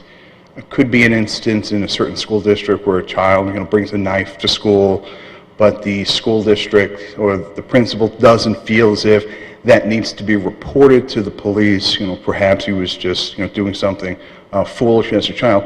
What is the protocol in our school? Does the administration, the principal, the headmaster, have a certain degree of leeway as to whether something that's more sort of low level is reported to the police or not? Yeah. Yes. Dr. Jones will take that. It comes back to what's happening. If it's a gun or we're talking a knife situation that meets the standard of the law, then no, they don't have a choice. They have to report that, and we have to go through certain protocols. If it's a regular disciplinary issue, it's something a child says, let's say two kindergartners, get in a fight, and a kindergartner says, I'm going to kill you, the principal would not necessarily elevate that to the security level. It's based on the situation. But if it's a gun or it's a knife, it's a situation that comes back to the state law, and almost every state in the United States tells us that and governs that very tightly. Connecticut actually is one of the few states where even expulsion for things still exists. They're actually very, very strict on the disciplinary side for students, especially for high school. Thank you. And thank you for waiting as long as you did to address the mic tonight. We're done with Q&A from the public, but would like to give the Board of Ed members a chance to comment on anything they've heard tonight if they like. Please. Well, only that we did have some members who came for portion B of the agenda. So, no, but only that I would hope to get to that quickly, but, all right, thank you. But if any board members wanted to make a final statement on security in school, speak now or forever hold your... No hands are up, Mr. Peterson, and then we'll move on to B. I'll be very brief. I do want to respect the people who came for the other items. I just want to say, as someone who went to school in this district, and is now a parent in this district, heard a lot about windows and the feeling of not being safe, and I understand that, and I understand kind of having seen the tapestry of things that have happened over the past several decades that we're in a different place. But I also want to say that it's been my sense, having kids in school during the Sandy Hook crisis and seeing the aftermath of that, we've raised the baseline. We were talking about a new normal before. I feel like our parent community and our children are very resilient, and I hope that our community and our kids and our school district will be able to adapt to any changes that we make. I think if we approach things very thoughtfully and respectfully. Thank you. Anyone else? All right, then we'll get to the town hall portion of this evening. So I'd ask anybody who has a town hall type question, please come to the mic. And we will let our Board of Ed members address the questions. I don't know if there's anybody here but me. And again, same guidelines. Yep. We're trying to keep things down to 3 got minutes. If it could be quicker at this hour, that would be appreciated. Okay. So I don't have anything to say on the safety other than I will say this. I'm a teacher at Ludlow. I feel extremely safe. Thank you to our police department. Thank you to our administrators. I know there's a lot you guys can't say, but I live it day to day, and I feel very safe there. So thank you. I am here back again about the lower level students in math. So I did a little more research, and this is what I can tell you about other school systems that would be educationally equal, I would say, to Fairfield. Greenwich High School has the opportunity to take 3 years to cover Algebra 1 and Geometry. Darien has a pre-algebra class called Applied Math. Joel Barlow has a pre-algebra class called General Math. New Canaan High School has a Math Level 1. Ridgefield wasn't able to figure out what it was, but it looked like they have a readiness course of some sort. Weston offers a 2-year algebra class. Westport has a pre-algebra class that they call Applied Math, and Fairfield has nothing. And I again beg you, and I know you're going to tell me go to the administration, but the administration says go to the board. So that's where I'm at. I'm not the only teacher, but I'm the only teacher willing to sit here until this hour to talk to you and then get up at 5:30 in the morning and go in and teach my students. I've been to board meetings, I've heard board members say, we need this, and it happens. So maybe our board members could tell our administration, we need this, because we do. We're not serving these kids that are coming out of 8th grade, not ready for Algebra 1, and then they do fine in geometry, because geometry is in algebra, and then they get to Algebra 2, and they don't do fine. And I'm going to leave it there. You don't have to answer me. I want you to be able to go home, but I waited all this time. I had to at least say my stuff. Thank you. Any comments from the board? They don't need to. Okay. Next comment or question, please. Hi, I'm Kathleen Joy Ross, 682 Beach Road. I just wanted to mention at a town hall level that we've gone through a lot in terms of our security needs. And I can't stress enough the technology aspect of that. So what I want to ask you and to think about as we go through all these votes that we have to vote on is how are we stress testing our technology so that we don't have a blackout instance happening in Fairfield that will cripple our grid of communication with our parents. So how are we going to stress test our technology? And we know that these switches are 10 years old. The non-recurring capital budget actually has a 2-year plan. I think it totals about $2 million. If it's the same technology that you're talking about to replace, because I remember the comment being, we're at the end of our 10-year life cycle and we need to replace these. Yes. So the RTM recently approved those capital non-recurring, so about, quote, half will be done this year and the other half next year. As a board, we do watch the technology budget and try and stay ahead of it. And I will say, I think we have a very good IT director who is constantly looking to make sure that we stay current, because as soon as we get to where we need to be, students bring in 5,000 more devices, and we need to upgrade again. So we are trying to stay ahead of it. Yes, and in lieu of the gun circumstances and the amount of devices like gizmos, which are watches that kids are going to be wearing now because their parents are worried, sick about the security in the schools, we have to have the Wi-Fi enabled in order to have the capacity and the uptime for our security systems. That's going to impact the entire grid. So my ask to you again, and I can't stress it enough, how are we going to stress test the current budget in lieu of the current events? And now hearing what we need to do in our schools, it's planned for, however, the capacity is not. We're never planning enough for capacity. So let's think about that, let's push on it, and I'm asking all of you at the board to push back on the administration to make sure that we have that covered from a security perspective. Thank you. Thank you. Any comments from the board? All right, next question or comment? Peter Ling, 22 Dorothy Street. What fantastic school system you have here. It's brilliant. I have 3 daughters who've been through that school system from elementary level to high school. I'm happy to say that all 3 of them are at really smashing colleges. One is at UConn in her final year as an actor. Yeah, and my twin daughters are at Skidmore and Wesleyan. So I'm really proud of your system. I think it's brilliant. Thank you all very much for all the work you do. The teachers aren't paid enough. That's the only complaint I would have. You don't However, think there's always a the but. Board of Ed members are paid too much? Sorry? You think the Board of Ed members are paid too much? No, they're not paid at all, right? That's really just the beginning of what I wanted to say, because I think it's important to say it, and it's not said enough. Okay, so here's my complaint. You've regenerated 2 schools in the time I've been here. One is Stratfield Elementary, and the other one is Riverdale. And I'm sure on the inside you've done a really great job.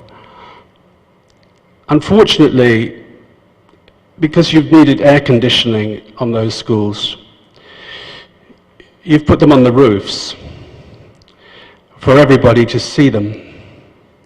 These are not jewels in a crown. They're ugly monsters, and they do no service to the character of the school. In fact, they de-dignify it. Public buildings like schools should have dignity. They shouldn't look like factories. People remember their schools for the rest of their lives. And if they had to look at that from their playgrounds every day, I'm afraid that's what they're going to remember. If you look at Riverdale, you now go down into Riverdale, because Riverdale's in a sort of hollow. The first thing you see is this giant monster of a mechanical air conditioner. That's not the way a school should look. And I hope that when you come to look at Mill Hill, you act as a body to ensure that if there are mechanicals and air conditioners going onto your new schools, that they are covered, or better still, integrated into the design, so that people know that they're not even there. Thank you. Go ahead. Well, I just did want to speak to just a couple of issues regarding that. My understanding is that the location of the air conditioners have a lot to do with the cost, and just that's the best place for them to be from a technical perspective, even if it's not an aesthetic one. And there are plans, actually Holland Hill is up next, and they will be air conditioned, and then Mill Hill will be as well. And another thing to keep in mind is that once the Board of Education approves the educational specifications for a building project. So we say this building is going to have air conditioning, that's in the ed specs. And then the first selectman has a building committee, which he forms and which is approved by the other town bodies. And then the building committee is the one who actually does the project and the nuts and bolts and the details of the project. And then they just come back to us once the project is done. So it's not within our purview or the ed specs to say, don't put the air conditioner there. But again, my understanding is that considering how expensive it is to put in, period, that the choice is made to put it in a location because it makes the most sense from aspects other than how it looks. I understand that. Thank you. These things are not meant to be seen. They're not designed to be looked at. If you put them on the roof, which obviously is the place for them to go, then there are many methods, and they've been in practice for many years now, to screen air conditioners very effectively and integrate them into the design of the building. That's what I'm asking for, and that's what I think you should be looking at. As far as the building committee is concerned, there needs to be oversight. They're not trained in these matters, and they've got to come in on budget, and they've got to be advised by architects, and they're under pressure, obviously financial pressure. But this should be something from the get-go. There should be something about how does this school, what is the character of the school? What is it going to look like? What are people going to what's in their memory? I'm sorry, I think it's terribly important, this. I think you can't just go on producing shoeboxes with a giant air conditioner on top. It's really ugly. And, every morning when you come out, get out of your car, take your kid to school, that's what you're looking at. And you've got the chance to put this right. And you need oversight of building committees. And frankly, so the Town Planning and Zoning Committee, who knew about these air conditioners, didn't do anything to stop it happening or to screen them as they should have done. And that's where it's gone wrong. And, frankly, if it costs a little bit more money, it's so worth it, because the character of the town Fairfield, is signified in the quality and the character of its public buildings, like schools. Thank you. Thank you. Any further comments from the board? All right, are there any further questions or comments? I hate to follow somebody with a British accent. It always makes me feel so stupid. They always sound so brilliant, don't they? And they are, but anyway. Frank Sahagian, 20 Chelsea Street, Fairfield. I've been here before, as you know. 8th grade middle school teacher over at Woods. And what I wanted to speak to tonight was about what's going on in the middle schools as it relates to, well, maybe first even giving some education to some of you folks who are younger parents who don't know necessarily what's in store for you. And I do know you understand there's a team concept or a crew concept depending on the school. And just so you do know what goes on in the middle school for teachers, we spend, it's more than just the fact that the 4 academic subjects of language arts, social studies, math, and science all have the same students. So that's considered the team or the crew. But I want you to understand, if you don't know, because I didn't know as a parent before, actually before being a teacher, and this is my 8th year, I never knew this, that teachers, we spend hours a week talking about the kids. Hours. In formal settings, by the way, not just informal settings. Formal settings, whether they be team meetings that we have or meetings with the guidance counselor, formal setups, and there are scheduled meetings. Other meetings called EIP, where we have to plan for some intervention for some students that are not necessarily in special needs, or planning things for trying to find success for them who are struggling students. So we spend a lot of time. And what really struck me as we think about what's going on, and it's really not connected to the last piece, but it sort of is as well, the last segment. And by the way, first of all, thank you guys. I mean, you guys are amazing. Your dedication blows my mind, really. I mean, I know, as Mr. Tetra said, you don't get paid. You put incredible hours. You're still here. You're the last ones here. I see all the stuff that you do on the side. I see you at the RTM meetings. I see you at the Board of Board of Selectmen meetings. The dedication of you folks is really amazing, and I really thank you for that and commend you. Thank you for the town. But anyway, coming back to what's going on in the middle school.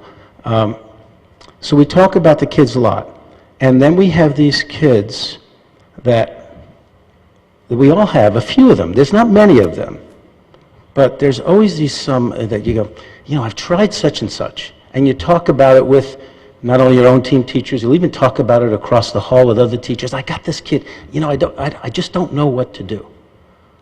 And it's usually a kid who has social, emotional, behavioral problems. And we used to have something in this town about 20 years ago. It was a long time ago. It's called a guided learning program. Now, that's probably it probably needs to be updated for sure. But it was something that the teachers who had been around a long time ago would say, yeah, you know, back then we had guided learning. It was something, a place for these kids to go that was a safe haven, was a place for them to go, for them to be with a special education teacher, and that was part of the special education program, and I think it needs to be updated today, and I wish Dr. Jones was still here, because kind of speaking to some of the things that she's doing, and I commend her a lot for the paths that she's going down as well. But these kids would, you know, they try to find a way for them to be successful academically too, because always these kids they're not successful academically, obviously, if they're struggling behaviorally and socially, they're struggling in all different types of ways. And now we really don't have anything. I don't say anything, because we have a social worker and we have a guidance counselor. But we need something more organized and formal structure for these kids. It's necessary. And now I know we have this, she talked about something going on in the elementary schools, and I know we have the ESS program in the high school, and the ESS program in the high school I know is going to be brought back inside, but there's nothing in the middle school. And it's a real void. It's a real void, because these kids just don't go to high school and this becomes a problem. You know, they don't just go to high school and it becomes a problem. I think we're approaching the 3-minute limit. Sorry. If you could wind up here somewhere. Well, I'm the last one, so, right.